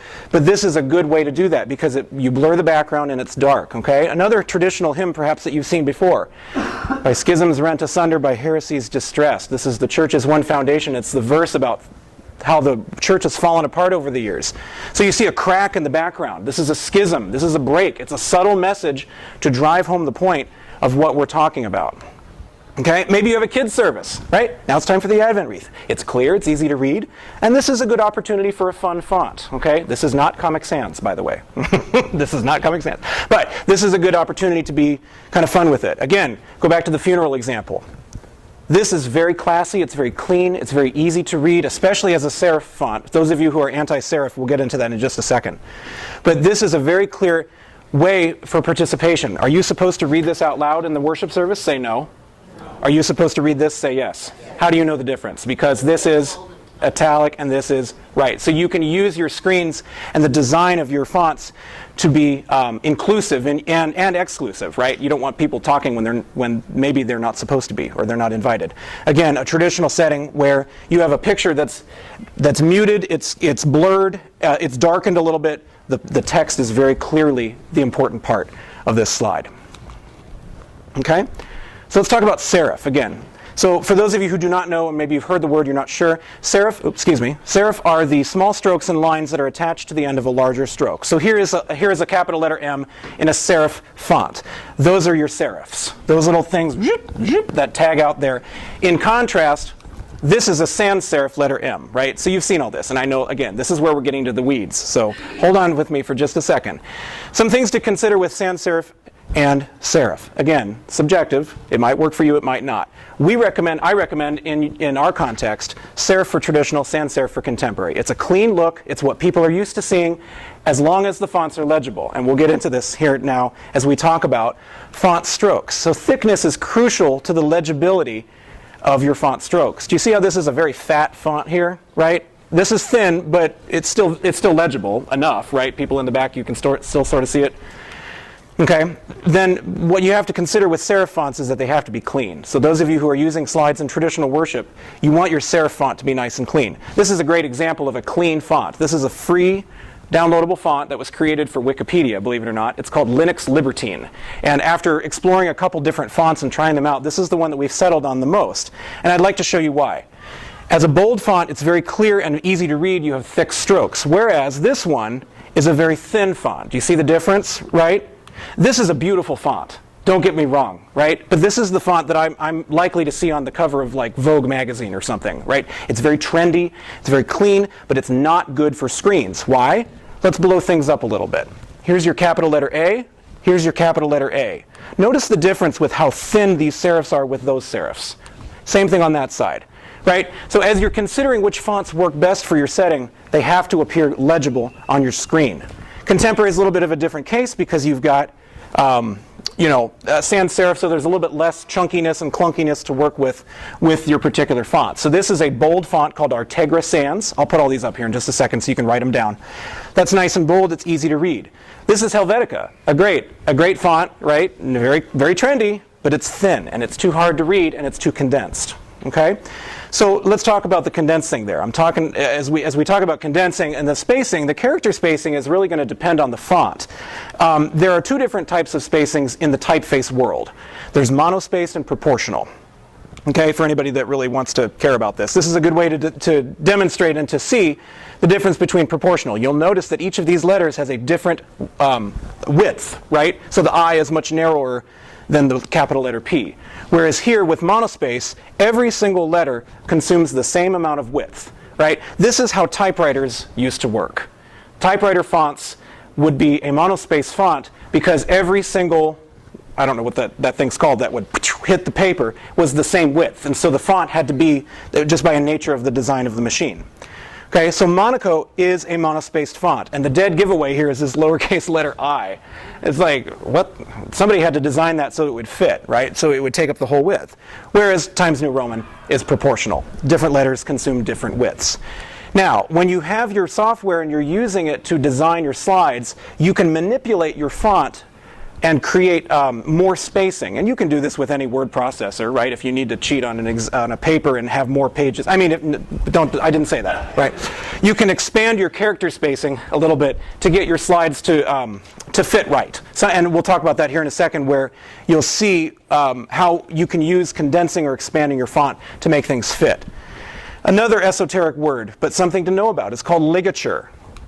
This is the connection that's formed when two letters touch and create a single glyph. And a glyph, of course, is where you have one particular character. Think about in various other languages, you've seen the letter A, E like that. That's a glyph, right? It's the letter A and the E jammed together. We don't really have those in English as actual letters, but you see it all the time in books. And so a good example here is the lowercase f and lowercase I. Again, getting into some terminology, something you can guess what I learned at Best Practices. I learned about these various terms. So the little thing on the top of the F is called the hood, and I love this. The little thing on top of the I is called a tittle. Isn't that just the cutest name for the little dot? Why can't we just call it a dot? No, it has to have a technical name. But when you jam those together, right? There was a space in between these letters, right? So this, however, is letters next to each other. So you have to consider that. You have to consider ligature when you're putting your slides up on your screens. This, again, is Linux Libertine. We find that it works okay, but sometimes some people have a hard time reading it. This is the letters together. This is the letters separate. Times New Roman does not use that ligature, right? They do not glom them together. Another consideration isn't just text, it's numbers. When you have numerical numbers that you need to show on your screen, there's two different types to be aware of. You have old style and lining. You ever see this where the numbers kind of jump around a little bit as far as height?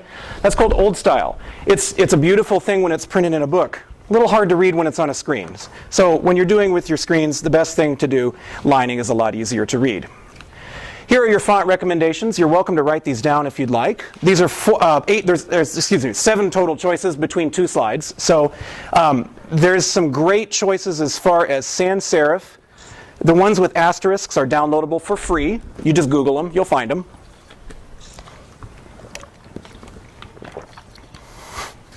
Artegra and CMG are very similar to one another, except Artegra just costs and CMG does not. Avenir typically comes pre-installed on most Mac. I'm not sure about PCs if they're doing that now.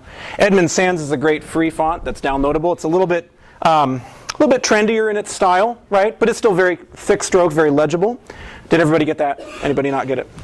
Okay. Next thing, for these 3 recommendations, Helvetica, as long as it's bold enough, that's a pretty standard one. Again, most Macs come with that. Linux Libertine is the serif font that I would recommend very strongly. It's very easy to read, and it's also free. And then Palatino is another good choice that often comes pre-installed. Now, I want to get into a little bit of, again, the subjective things here. This is my taste. You can take it or you can leave it. But this is what I would strongly recommend you not do as far as fonts go. And I debated talking about this because I thought, what if somebody doesn't like it? It was, well, whatever. I mean, if you don't like it, that's fine. You don't have to. I think as worship slide designers, it's a good idea for us to consider discontinuing the usage of, quote, generic fonts. And what I mean by generic, that's not the best word, but what I mean by generic is fonts that have been around for a long time that haven't stood the test of time. Helvetica has stood the test of time, right? It's on every subway platform in all over the United States. It is there's a very staid presence to it. It's very clear, easy to read, and clean. In my personal opinion, there are some fonts that I don't like. And here's why. Trebuchet and Tahoma are older. They are very commonly associated with earlier builds of Windows. Calibri is associated with newer builds of Windows. But whenever you go to, XYZ restaurant, and there's a sign on the soda fountain that says out of order, it's most likely going to be typed in Calibri, because that's the font that is the default when you open Microsoft Word. So it gets used for everything. Okay? Yes, it's a nice font, and I'm sorry for those who like it, but it just gets overused, and it gets abused, perhaps is a better way to say it. It gets abused, and we associate it with those sorts of situations, right? The sign on the bathroom that says out of order and it's spelled wrong or whatever, Times New Roman, I could go either way. Again, that's one of those legacy fonts that Windows came out with when I was about 4 years old, Verdana is kind of on that border, it's a little in your face as far as its design goes. Again, often gets used for other things. This is not me telling you shouldn't use these because these are not legible. It's just that maybe they haven't quite stood the test of time. And then I would be a little bit more strong in my encouragement to avoid script and humanist fonts. There are some that do look good, and they have a good presence as far as titles might go, or announcements or things like that. But the obvious ones, okay, yeah, that's a cute font. noteworthy, but it doesn't look well on a slide. Comic Sans, of course, we all kind of saw that in the job description, or the workshop description here. Papyrus is another good one to avoid, aside from the Cheap Nail Salon Association. It's a very thin stroke font. I know it looks very sort of ancient in its design, right? It's just not a good look for a screen. Optima is another one. It's a little department store-ish, if you will, right? So it just, as you consider your fonts, you might want to think about where else do I see this font and what else do I associate it with. All right, let's get into some more objective stuff now. Not so much Mark Johansson's opinions, but more objective stuff. Please stop relying on the people who complain in the back of your sanctuary who can't read the words, quote unquote. Okay? That's not an accurate and good way to decide how big the font should be on your slides. Rather, we're going to use some trigonometry. Get ready. All right? So, in preparation for this workshop, I've done some research about this, and I learned some things that I want to share with you. Anybody ever hear of arc minutes? One person. That's great. No, that's great. No, that's fine. I had never heard of it either. What is an arc minute? Think about for a second. If you look straight ahead at whatever you're looking at, if you look straight ahead, how far of a field of vision, width or height, can you see? Right? I think as people, if I'm not mistaken, we can see wider than we can see taller. Is that accurate? Right? So then we need to consider that the height is the limiting factor. When you in this workshop are looking at this screen, for comfortable viewing, there needs to be a certain height of text. And I could pull out a ruler and go, okay, well, this is 4 inches tall. Fine, great, and that is, count the ceiling tiles. This room's 30 feet deep. So therefore, blah, blah, blah, blah, blah. But you don't always have that benefit in your church. Often your sanctuary screens are not down here at arm's level. They're way up high. Getting out a ladder, with a tape measure to measure the height of your text is a little confusing. So let's do some trigonometry here. You're going to need a couple of pieces of information in order to determine whether or not your fonts are the right size. You need the distance from the screens to the furthest participants. You need to know the height of the text on the screen. Now, if you can't figure that out just by measuring it literally with a ruler, there's ways to calculate that. This you might not want to bother writing down. I'll just refer you to the slides that are available to you on that resource page, bpm.christelca. But I'll show you how this works. So the general rule of thumb is that you want 1 inch of text height for every 15 feet of distance for prolonged viewing and active reading. So right, slides, you want to be able to read. So this is probably, I would guess, 2 inches tall. This room's 30 feet, so it's just enough. That's a comfortable distance that you'd be able to read for a prolonged period of time. Now, in order to calculate this, we're going to see if all this works, right? So there's your furthest guy from the screen. What's the distance in inches? We're all going to work in inches here. Okay, what's the furthest participant? Now, what you need to do is, if you can't get up and measure your font, you're going to calculate your screen height in inches. And you might know that from when your building was built. Maybe the tech person said your screen's going to be XYZ height. You know that information already. The next thing that we have to consider is the projector or the screen resolution. The two most common are 19 by 10 or 13 by 7. So if you have that information handy, then the last piece that you need to know is the font height in pixels. Now that's not the same thing as the point size or the, quote, font size, right? When you're 12-point font, that's not pixels. In your presentation software, you need to look and see, and there's ways to do that. Like ProPresenter will give you a ruler on the side of your slide, and you can see, okay, this font is 100 pixels tall, or whatever. So that's what you need. You need to have the pixels. Then you can put all this together in a calculator and figure out, do some basic math here. Do the x over y, what's that? X1 over x2 is y over 1 or y over x2, in order to calculate that missing component of this piece of the equation.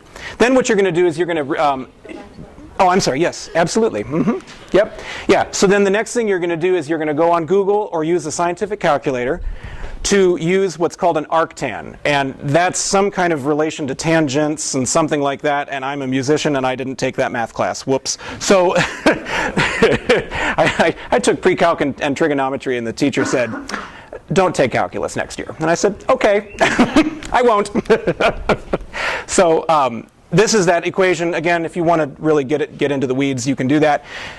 60 times the arctan of the text height over the viewing distance. That number that arc minutes, go think about that earlier slide we talked about, it should be between 15 and 20. Whatever that number that you come up with should be about 15 to 20. That's what's going to be your best, most readable and clearest understanding for the people in the back row, 15 to 20 for prolonged viewing, right? All right, the next S is of fonts. We're trying to move fast so we can get all through these. The best thing to do is light text on top of dark backgrounds, I have found. This does not look good, right? That's hard to read. That's very hard to read for extended periods of time, right? Should we see that again, right? And, right, everybody's so when that kind of thing happens, it's very uncomfortable. So now let's talk about how we can shade though, right? So you have to consider the screens in your room. Darken the texts. Something to consider when the lights are dimmer in your room than normal. Sunday morning, full blast. Have them bright white font, dark black backgrounds or looping backgrounds. Good contrast, right? But what about when the lights are dim? And it's daytime right now, so we can't really show you this well. But think about that 10 p.m. candlelight service on Christmas Eve, when you're reading the words "Silent Night," or perhaps consider the words to "Were You There?" or "O Sacred Head Now Wounded," or whatever on your Good Friday Tenebrae service. All the lights are out, and all of a sudden the screen just goes blah, and here's the bright words that you get to read.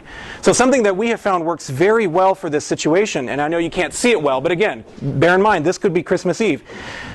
Change the color of your font. Make it purple. Make it dark blue. Make it dark red. Something like that that's very easy on the eyes in a dark room that doesn't all of a sudden pop in your face and you're like, whoa, I guess it's time to sing. It's very subtle, right? It's very easy to read. It's very clear. And it's also cognizant of the particulars of the service, right? People see that and they get that. Let's talk about text format and layout. Again, the screens are not the main attraction of your worship service. I'm sorry. You have to keep your text simple so that they're easy to read and they're predictable and easy to follow, because that then increases the likelihood of your participation. In addition, the flow of your text needs to be organic. It's going to help reflect the natural speech and the tempo. Here's a good example of something that's not very organic. Yeah, the font's the right size. I believe in God the Father Almighty, maker of heaven and earth. I believe in Jesus Christ, his only Son, our Lord. He was conceived by the power of the Holy Spirit and born of the Virgin Mary. You see where I'm going with this? This does not reflect the natural pace and flow of how we speak. Okay, this is an extreme example, but this is a more common problem. Give us this day our daily bread. A mighty fortress is our God. A sword and shield, victorious. Okay, these little things that hang off the end of your line are called runts. Anybody already know that when you were here? Yeah. Again, not too many people, right? There's in typing and word processing, there are widows, there's orphans, and there's runts. Perhaps some archaic terms we could do away with and get some new things here. But again, one individual word which has been returned to the next line due to a lack of... You caught it. There it is. Thank you. Due to the lack of space. So to avoid runts, some things that you can do. You can modify your text size. Within reason, of course, as long as it fits that range of the arc minutes. You can modify your text spacing. So a good thing to do with that then is to shrink or condense, or to expand or condense it so that you work around that and get it to fit. Of course, if your text box is too small on your presentation software, you can adjust that, right? So here's two examples. This is the exact same size font size. Give us our daily bread. I've just condensed this by about 1 point, and it fits. Can you still read it? Yeah, you can. I wouldn't do this all the time, but this looks a lot better than this does, right? Okay? So text layout and formatting. You also need to consider how much text you have on each slide. It needs to be easy to digest. It should not be overwhelming, right? Again, this is overwhelming. I don't want to read this. The whole entire first verse is on this slide of this hymn. Oh my gosh, really? And what happens here is then it messes with your psyche, because now you know it's a long hymn, because you've looked at this and you're like, oh my gosh, we have to sing this whole hymn? And there's 3 more verses? Oh gosh, right? We're going to really feel sorry for our sins today. It should not feel overwhelming, and it needs to flow with the natural speech and the rhythm. Here's the King James Version. So, as it flows, you have to recognize how the text should be chopped up and should flow. Now, I know that this is going to irk with some of the purists, who are really into the stylization and the poetic text of books like Psalms and Isaiah, where it's very poetic. right? You've got indentation and things like that. Those things can look good on your screens, but when they don't flow correctly, it really messes with the way that you're reading it. Okay? Yeah. So this is a better way to do this. And although I have the gift of prophecy and understand all mysteries and all knowledge, and though I have faith, so that I could move mountains. Right? It breaks up each of those things that as we would speak it naturally. Your text placement and layout needs to vary based on the background image, right? So if you've got a background image that's got a black thing at the bottom, and a lot of good ones that you can download will have something like that, that's where you're going to put your text. It needs to have a good contrast. You can use gradient backgrounds, which is something that you would just add in your software, right? After you find your great background. This is a good example. This is a really cool picture from Unsplash of somebody running, right? But if I were to put white text on a bright blue sky, it'd be very difficult to read. I don't want to put the text down here because I want you to see the guy running, and I want you to see the mountains. So what I've done here is I've manipulated this slide by adding a gradient background and then layering it behind the text. So now this is a very clear and easy to read slide with an edifying image that doesn't distract. Would you agree? Yeah. So again, adding those gradients can be a big help.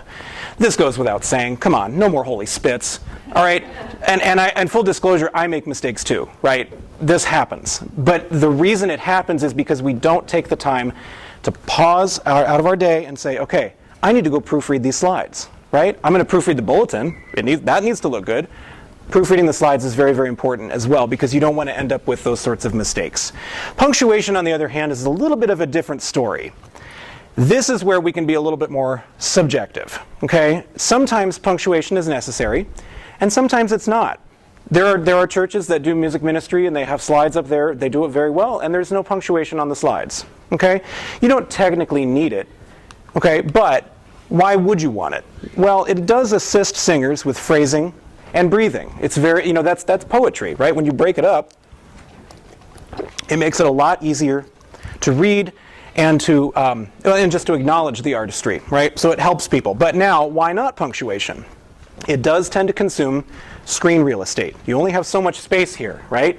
So if I take out a comma from something and it makes gets rid of that runt just by taking out a comma, I might do it. It's a good trade-off. And again, it can clog up your flow.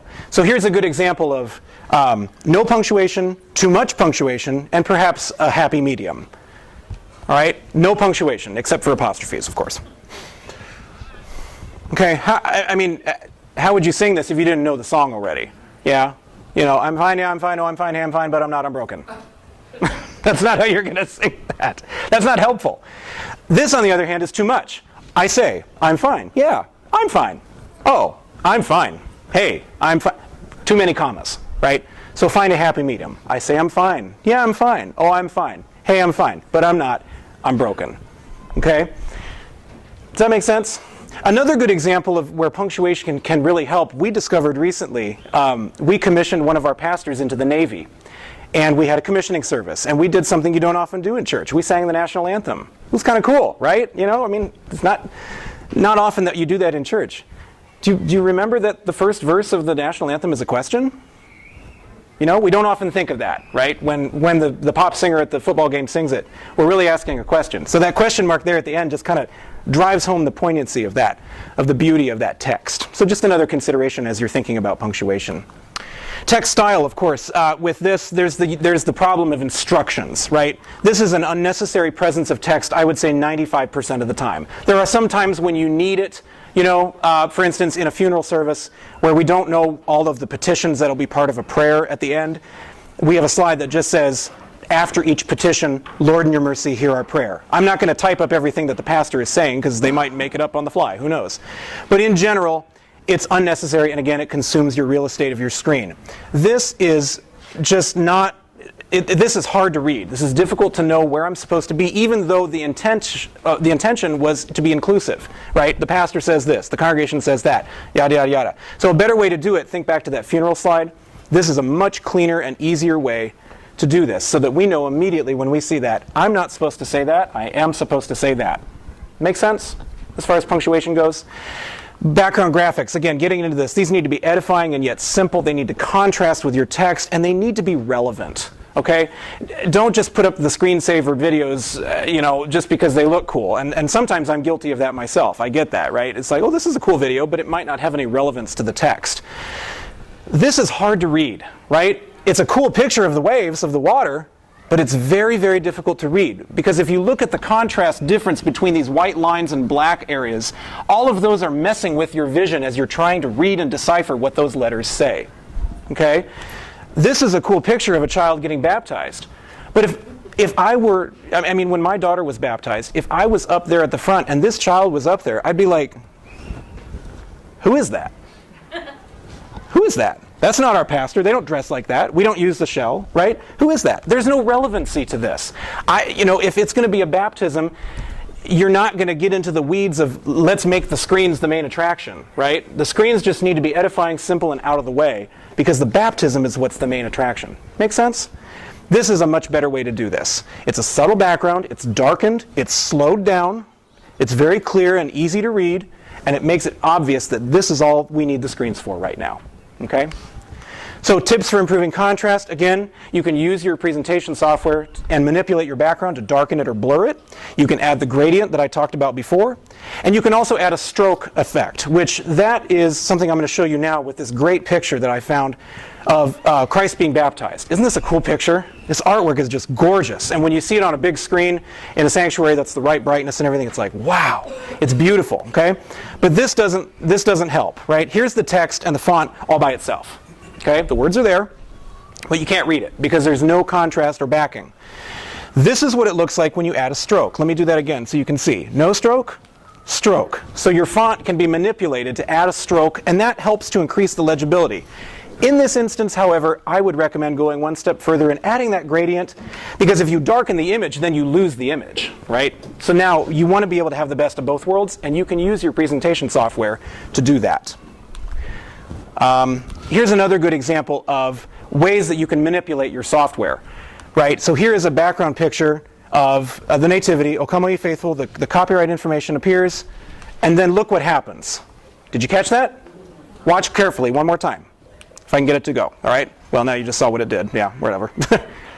Okay, after the copyright goes away, and then the first slide comes in, it darkens, and it just gets out of the way.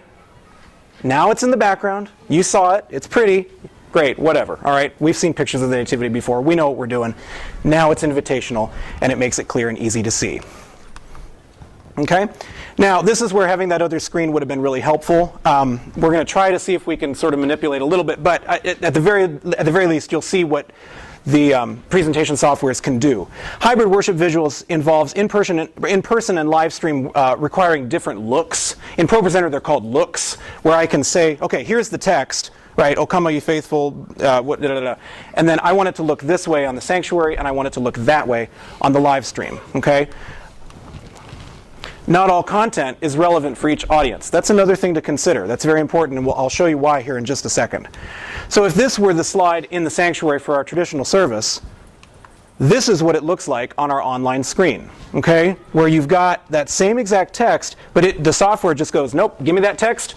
I know, Mark Johansson has told me I need to put this on such and such size font on the lower, quarter of the screen. That gets out of the way and makes it easy to read.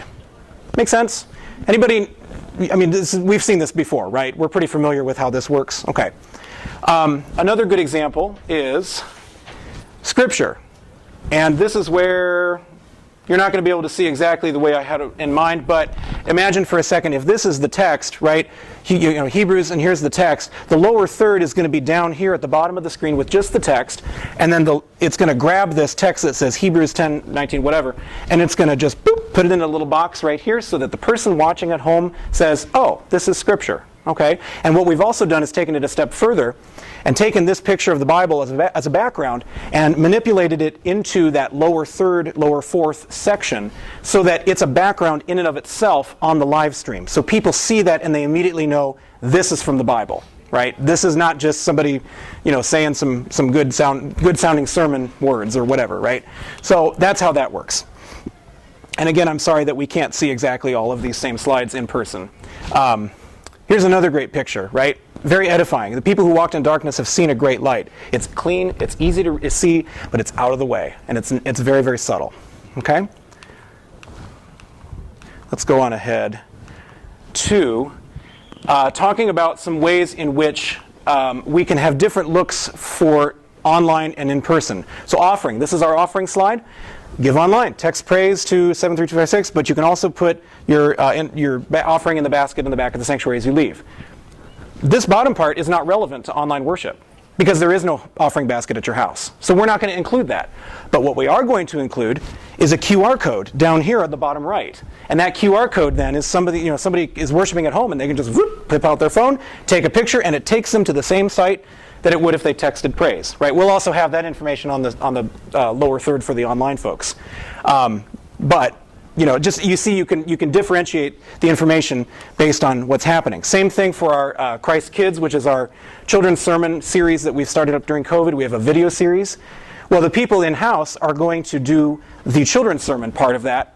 That's relevant to the in-person operation, but then the kids that are at home are going to watch the video. So that will direct them to the video.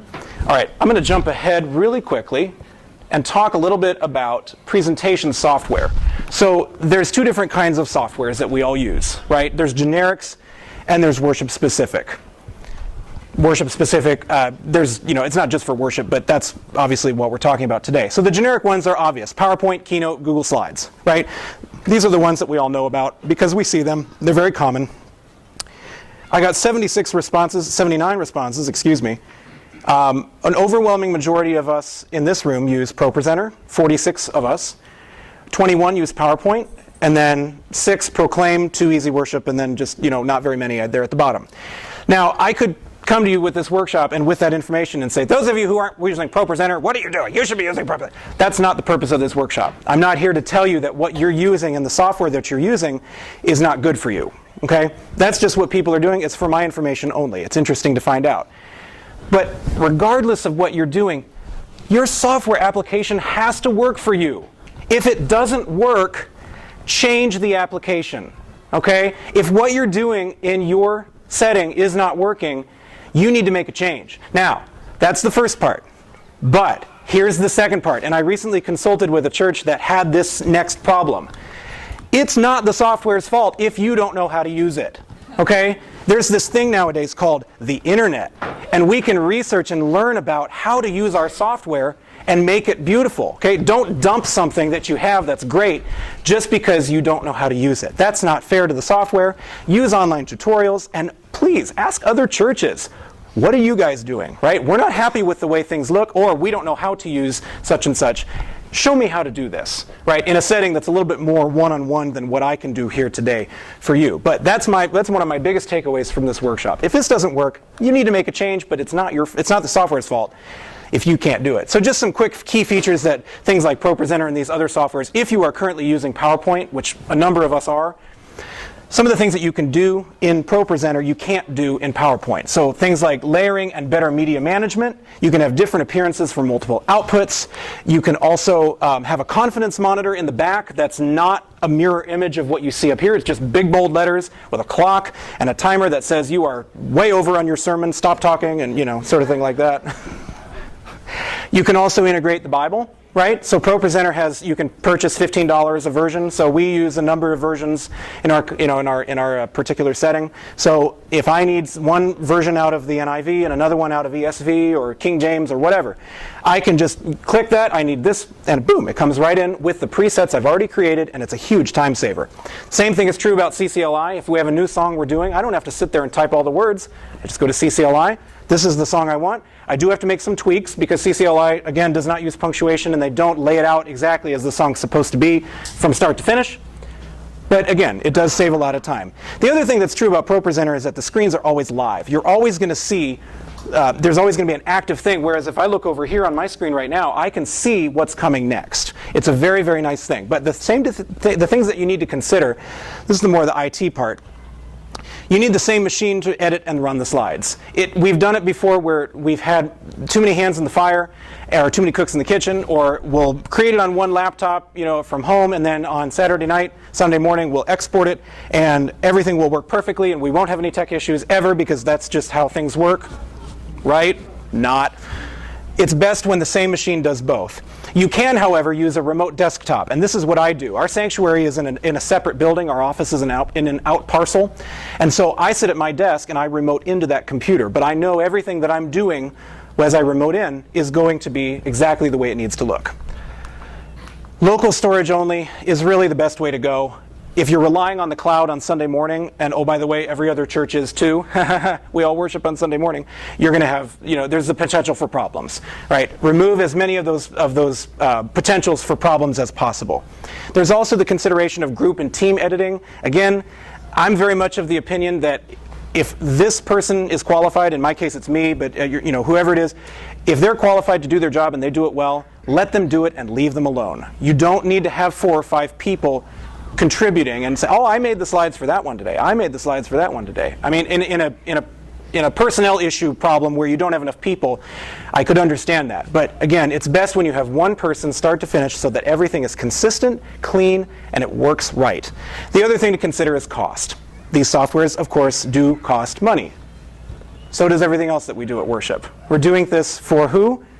For ourselves? No. This is our praise to God. This is our sacrifice, right? This is what we do. So you have to be able to justify the cost. It's just an expense that you have. Okay, that's part 1. Let's talk part 2. The part 1 is the longest, by the way. I know, I'm looking at the time going, right? Okay, we are going to do a little demonstration, and you all are going to get to sing. Yay! Who likes singing? Raise your hand. Okay, good. You ever hear of the hymn called Hark the Herald Angels Sing? We are going to sing a song. You need to be able to see the screen. And this is a demonstration of how things often work in your local context, perhaps, if somebody doesn't know what they're doing. So here we go. Here's the introduction.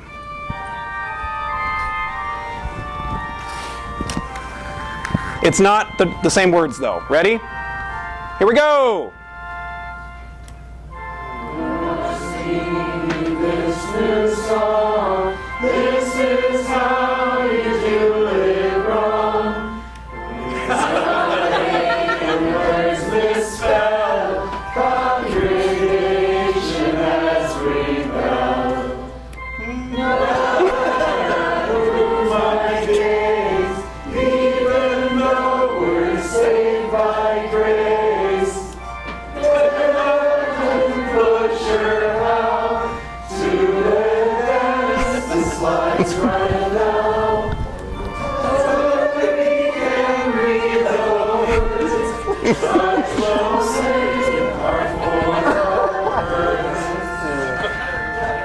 Oh, very nice, very nice. You did so great. So what I was doing, what's that? Yeah, you can steal it. Go ahead. Public domain. Yeah, go for it. Okay, what I was doing was when the cadence arrived, at the split second that it arrived, I advanced to the next slide. So therefore, you could not see the first 3 words, right? Then words rebelled, right? That's what happened, okay? And it's funny, and we're laughing because we've all been in that situation. What does it do, though? It diminishes the likelihood of congregational participation, okay?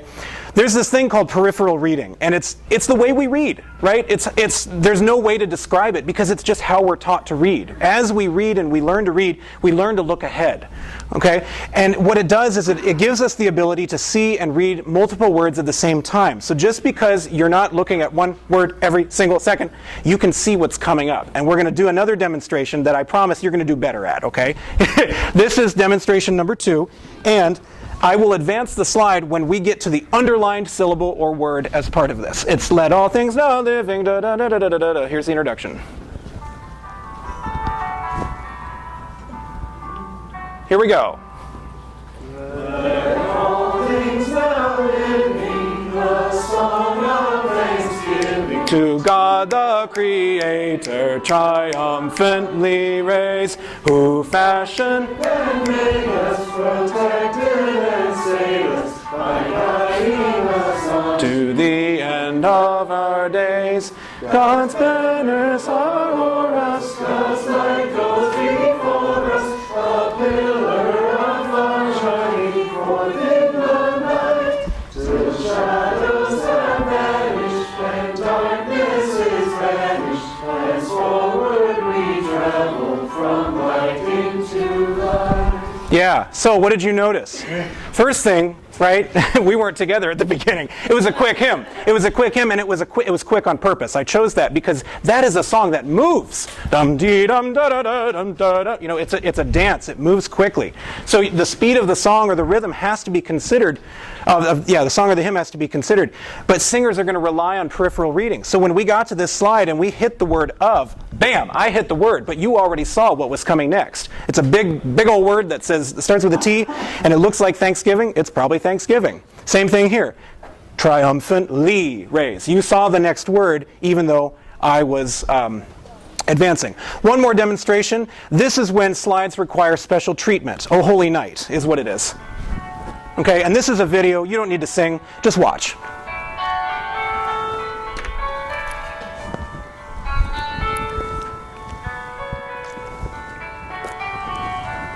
Oops, not yet. My bad. Now? Nope, not yet. Wait, hang on. Oh, there he is. Okay.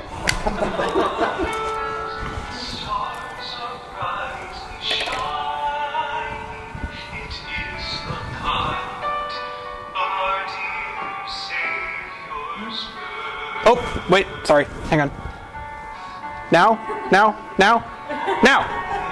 Okay. All right, so you get the idea, right?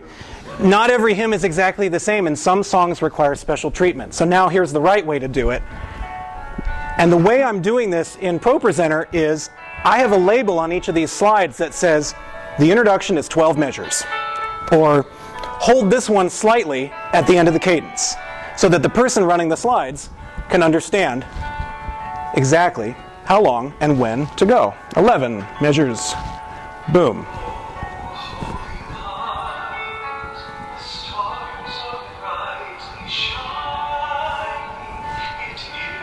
And then this slide says, hold slightly on last word.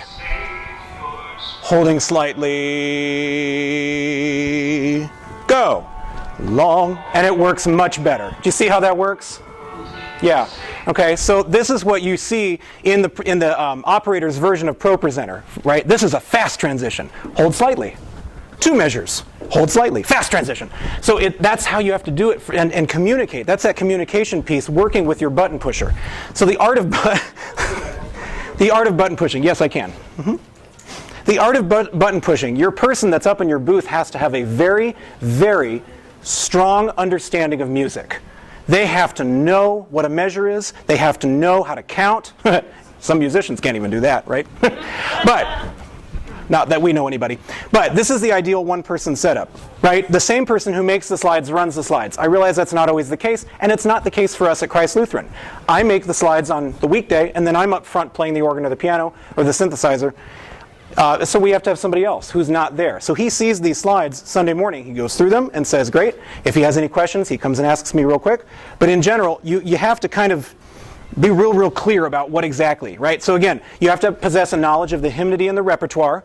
Rehearsal attendance is really strongly encouraged. If you can swing it somehow where they can come and they can, hopefully by like Thursday night is our contemporary rehearsal. Hopefully by then I'm done with my job. I've gotten all my slides together and I can just say, all right, they're ready, minus any few tweaks or changes that we need to do.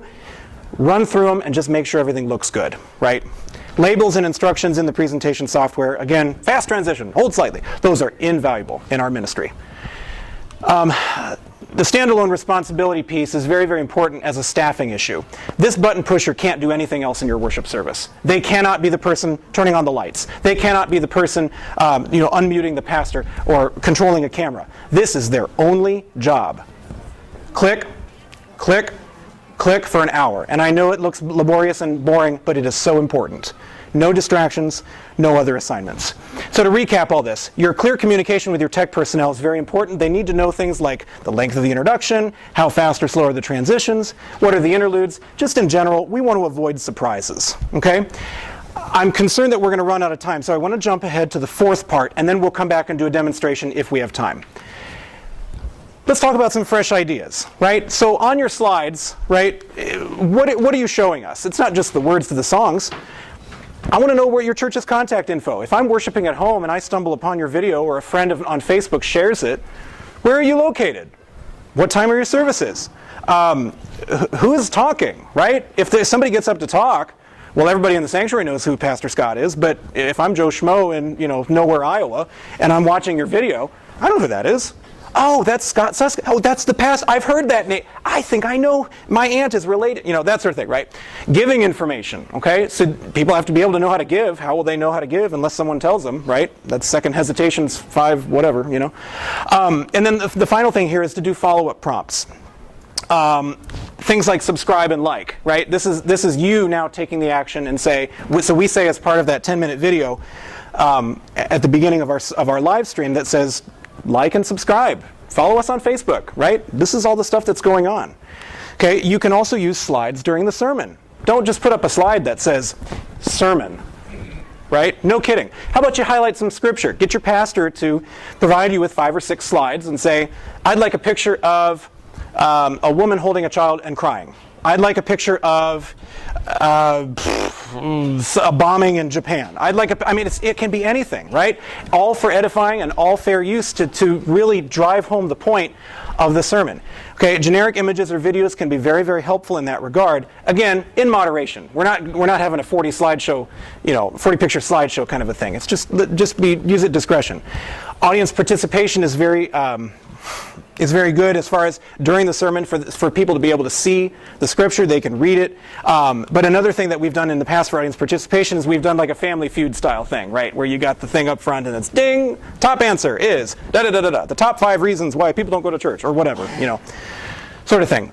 You can also use pictures in your slides, right? If you're not using pictures of things that are relevant to your church, perhaps you've got a Confirmation Sunday, right? Have a picture of the confirmation class. What about on All Saints Sunday? Show us the pictures of the dearly departed, right? We want to see those pictures and the names so that when we ring the bell to remember them or whatever, however you do it, just something to consider. Perhaps you had a weekend retreat with your council or your elders or whoever, and you want to show that. Let's celebrate something that happened that was good. Youth group, whatever. Funerals, another good time to show pictures. Okay, lots of great things to do with your slides and your presentations. One thing that we've done with videos in the past with your slides, some great ideas, is to do some on-location recordings. One year for Good Friday, we had our pastors kind of scatter out to the various places. So one did a video of themselves talking in the park. One was on the steps of the courthouse. There was some theme that was connected to that. I don't remember exactly what it was. But it was neat to have an on-location video, so it wasn't just people in the sanctuary. This is another good one. If you have somebody who gets up and likes to talk for 45 minutes about, LWML or Lutheran Hour World or whatever, just one of these great ministries that are wonderful, but they want to get up and they want to talk and they don't know how to stop talking, make a video of them. Do an interview. And then your video editor can say, all right, snip, snip, snip, snip, snip. We don't need to hear that. We don't need to hear you say 45 times. Let's just condense it, and it's a 2.5-minute video that we're going to show, and it's not 12 minutes at the beginning of church where we're, can we just get started with church already? This is a great thing to do to help mitigate that problem. What about people who live far away? Do you have a missionary? Do you have a pastor in the service? Whatever. Let's see some updates. We want to hear how things are going, okay? And then in Sunday school, perhaps you use slides. Show us some stock videos, right? We do one where it's time for prayer, and it's a mashup of kids folding their hands, right? For a 3-year-old or a 5-year-old, that's a great thing for them to see because it's like, oh yeah, we can adopt that poise, that posture of prayer. And it just kind of helps to edify in that regard. Pre- and post-service videos and things that you can do. We do intro and outro videos all the time. I'll pull those up here in a second so you can see them. These are welcome to worship. Today we're going to be talking about da-da-da-da-da. Have you ever felt like blah, blah, blah, blah, blah? Well, in this scripture passage of whatever, Jesus says da-da-da-da-da. Thanks for joining us for worship. And then boom, there we go. Outro video. Thanks for joining us today. This is what we talked about today. Don't forget to join us on such and such date for this event. Have a great week. It just makes it more personal, And these are a lot of things that we show online as well as in person. Countdown timers are a huge thing for us. Before countdown timers, we were texting each other, 2 minutes. And then 15 seconds later, somebody would get the text that said 2 minutes, right? 1 minute. And it's like, the lights would go up. Okay, go, time to play, because the live stream's live, right? Now, everyone's on the same page. 30 seconds, okay, get your stuff together. There's a water bottle there, get that off the ledge, go, quick, okay. That sort of thing. But it puts us all on the same page and it eliminates surprises so there's clear communication between what's happening upstairs and what's happening down on the chancel. Again, church logo, contact information. What's today's date? What's the prelude? You know, that was really cool. I wanted to know what that was. Why didn't you put a thing at the bottom that says this was the Passacaglia and Fugue and da-da-da-da-da by so-and-so? Who is the performer, right? Oh, it's the handbell group. What's their name? That sort of thing. So again, as you implement these and you take all these ideas back to your home context, you need to remember two things, objective and subjective. This brings it full circle. Just make the objective changes immediately, okay? If your font size is too small, change it now. Okay, you don't need to sit down with your pastor and, I went to a work conference and someone told me that we should consider, we need to form a committee to decide. Just do it. If you're the person in charge of the things that need to change objectively, that are proven, just do them. However, subjective is the other side. Make those changes gradually. Don't go home from Phoenix and say, we're going to change everything and the slides are going to look different, because people are going to go, you know, what happened? This is different. I don't like change. Lutherans don't like change. Nobody likes change, right? We're comfortable because we like church to be predictable. When we go to worship, that's the beauty of things like liturgical worship. We know what's coming next.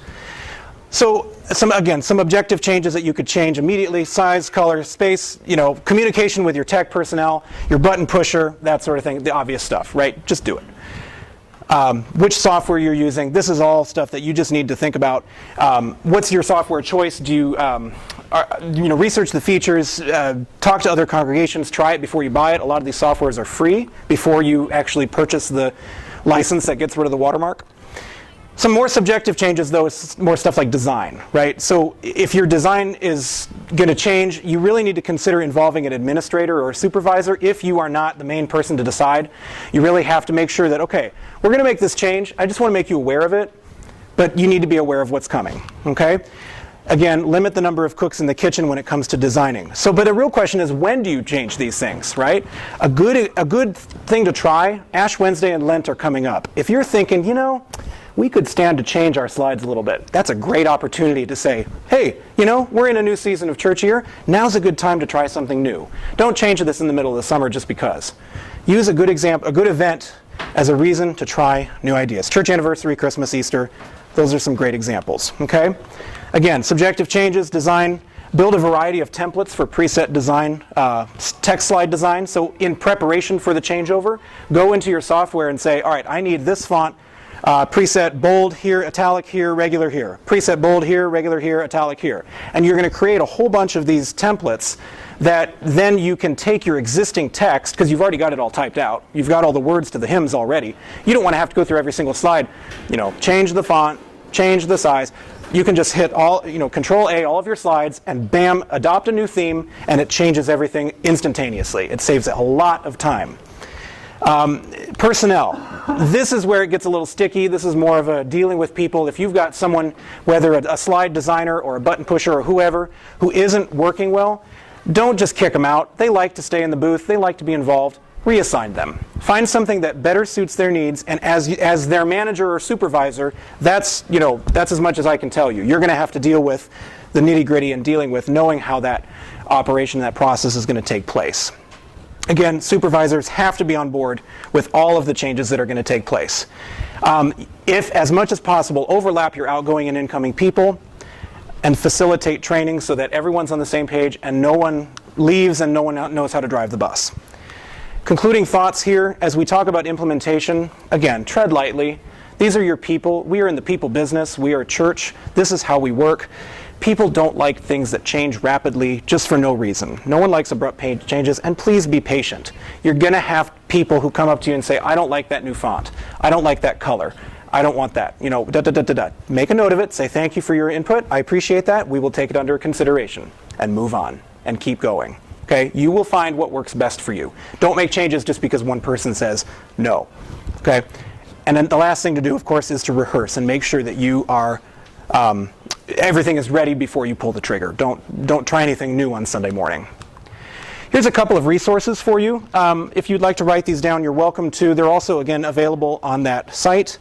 For videos that you might use during your services, background particularly, Church Motion Graphics and Motion Worship are the two that we use. There are a number of others that are very good as well. Storyblocks is a great resource for stock video, audio, and pictures. We also, like I said, we use that for audio downloads. And then if your pastor says there's a great YouTube video I want to show a clip of, You can use lots of different downloaders. Thomas talked about some of these yesterday in his IT workshop. He's got resources there for some free ones. I use the one called Airy. I find it to be very easy to use. Again, there are a number of them. Just be careful you don't use any of the ones that are kind of like on the spam, junk, virus spectrum. Some of them on the internet can be a little dicey. For resources for images, you might consider using, again, Storyblocks. Unsplash, you've probably heard about this by now. It's a great arsenal of free, do whatever you want with photographs that are very, very high quality. And then lastly, for fonts, there are two or three rather good sites that I would recommend. DA Font or DA Font, I don't know how you say it. Font Squirrel is another one that's great. And then this is one that my sister-in-law, who's a graphic designer for Coca-Cola, previously told me about. She said, check out Lost Type. It's a lot of great, interesting, unusual fonts you've probably never seen before. Good thing to check out. Another place for resources too, beg, borrow, and steal stuff. All right, if you'd like to go look at our YouTube channel and see some of the videos that we've been doing and kind of how we've progressed, youtube.com, Christ Lutheran, a lot of things to see. We are primarily located at the Providence campus. That's because it's called that because we're on Providence Road, not because we're in Providence, Rhode Island. Some people ask me about that sometimes. That's who we are. But also watch other churches. I mean, we don't have all the answers. If we did, we wouldn't be in the church business. We'd be in the consulting business, right? But we have to keep learning too. We keep watching other churches in our town, across the country. What are they doing? Oh, I like that. We should try that. Could we do that? Sure, no problem. They'd be easy to implement. Okay. And again, additional resources are located at bpm.christelca.org. I'm sorry that we didn't have time for the demonstration, but I would like to do a Q&A if anybody has questions about particular stuff in their context. Yes, ma'am. So sermon bumpers, intros, and outros. Yeah. How much is too much? What works? Yeah. Let me pull something up and see if I can show it to you here, so you can see what our intro video looks like. Let's see here. Typically, yeah, here it is. Typically what we do for an intro video, after our 10-minute countdown timer of pre-service, so the timer hits 0, it's time for the video. This is our intro video. The fact that you're joining us today means that you are living out our text for today. Hebrews 10 says, don't neglect to gather together. And we do that online, we do that in person, we do it so many ways that we can be the body of Christ together. Thanks for joining us. And then the bumper video. This is what we see in the house then to say, okay, get ready, because now the music starts as soon as this clears. And then we go, okay? On the ding, right? Worship starts. So overall, that intro video, I mean, Scott talking was probably what, 15 seconds, 20 seconds, 30 seconds, 24 seconds? Very short. It's concise. Outro is even shorter, you know? And then as part of that too, the other thing that the pastors do, and this is all done on Monday after we've planned our worship services, and say what text, what hymns, and all that, they will do what's called a sneak peek video. And that's a longer video that then is not part of worship, but it gets put out Facebook, Instagram, YouTube, all that. So people can see the weekly email, that sort of thing. Do you do a sermon bumper with every series? We'll do when we start a new series, we do have kind of a cool video that we'll show that kind of gets people excited about the theme, but we don't show it every Sunday. It's just kind of we subcontract that. Profire Media is the company that we use currently. Mm-hmm. Any other questions, comments? Yes, sir. So I'm dealing with some older members of my congregation that want me to put musical score with my hymns on the board. Music notes? Yeah. Yeah. And I've been trying to resist, but anybody doing that or found it? I've heard of people that do it.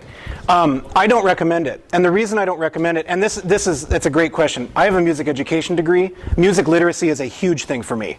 I want people to know how to read music. I want you to know how this works and to share that language. But the problem with putting music notes on the screen goes back to the real estate that you have in your sanctuary. When I just have a word, that's going to take up this much space, right? You know, this much. When I have music notes above it, it takes up that much space, okay? If I'm teaching something, and I would wonder, perhaps a question to consider asking would be, is it because we like to look at the music notes, or is it because it's a new hymn? Or both. If it's a new hymn, there's effective ways to train people and, you know, perfectly competent musicians can do that, right? We can train people. We can also print a bulletin. If we're doing something new, the choir can sing the first verse. Everybody else sings the second, the fourth verses.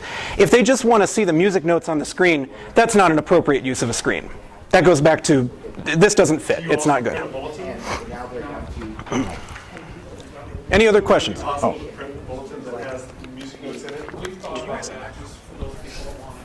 Yeah. Do that for both contemporary and traditional people that really want. It's interesting to play in front of the chancellor and look back at the congregation. Most people are looking at the screens, Yeah. which I think is to his point that we're a very visual society. Right. But we do have both of them full use for those that really want that. Yes. I saw a church actually have like the regular screens on the sides and then a third screen that had the music on it going simultaneously. So Sure. It's one way to do it. It's one way to do it. Yeah. We still have the hymnals. Right. Sure. I think one other thing I'd bring up is if to somebody who were to say to me that's a good way to do it, I would say you have to remember what the purpose of the screen is. The screen is not the main attraction for your service. The screen has to be used as a teaching tool, but it also has to get out of the way. And when I see a lot of notes on a screen like that, as I read notes on a page, it's just not a congruent. It doesn't feel like both applications are interchangeable, I guess. Does that make sense? It's just not a good use of screens. It's not a good use of real estate because then you have to, you're advancing the slides a lot more frequently. Yeah, absolutely. Good. It also doesn't edify the text. Right. When we see the text as poetry, it speaks to us differently than what we're seeing notes in music. I mean, oftentimes you're at a choir practice, and if you stop to talk about the words, the text people are like, oh yeah, because they're so we're so focused on reading the notes. Music. I think the same thing happens when you're seeing it there. When you see it as poetry, oh, sacred head now wounded. Yeah. It's a different thing than saying the music notes to oh, sacred head now wounded. The text will speak for it. The poetry will speak for itself. Yeah. My church has actually started trying to get people who are like, I want to see the sheet music and pulling out the hymnals, trying to get them to join the choir. Like, we really love reading music. Come up here. Yeah, that's a great idea. It's a good luck. Good luck. Great, good. And I don't mean that sarcastically. I just mean, yeah, good. What other questions, comments? Yes, ma'am. I know you talked about like darkening the background and like adding that gradient. Yeah. What do you feel about like background shapes that are also like a gradient fill? Yeah, I think I know what you're talking about. Like a circle or a Yeah. I think I have one here that I can show. So that people maybe who don't understand what she's talking about. This is a kind of an example of what you're getting at, but you're talking more like the rectangles would be over the text. Right. I think that's good. I think the intention of those the geometric designs of these sorts of shapes and so forth do help to differentiate the layers, because really that's what you're trying to do. You're trying to differentiate. This is a layer. This is a background. This is a foreground.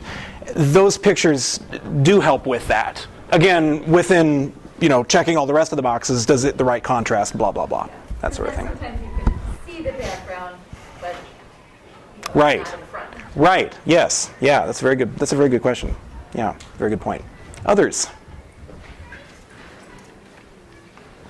Thank you very much for joining and for holding on tight as we flew through about 180 slides. So, thank you.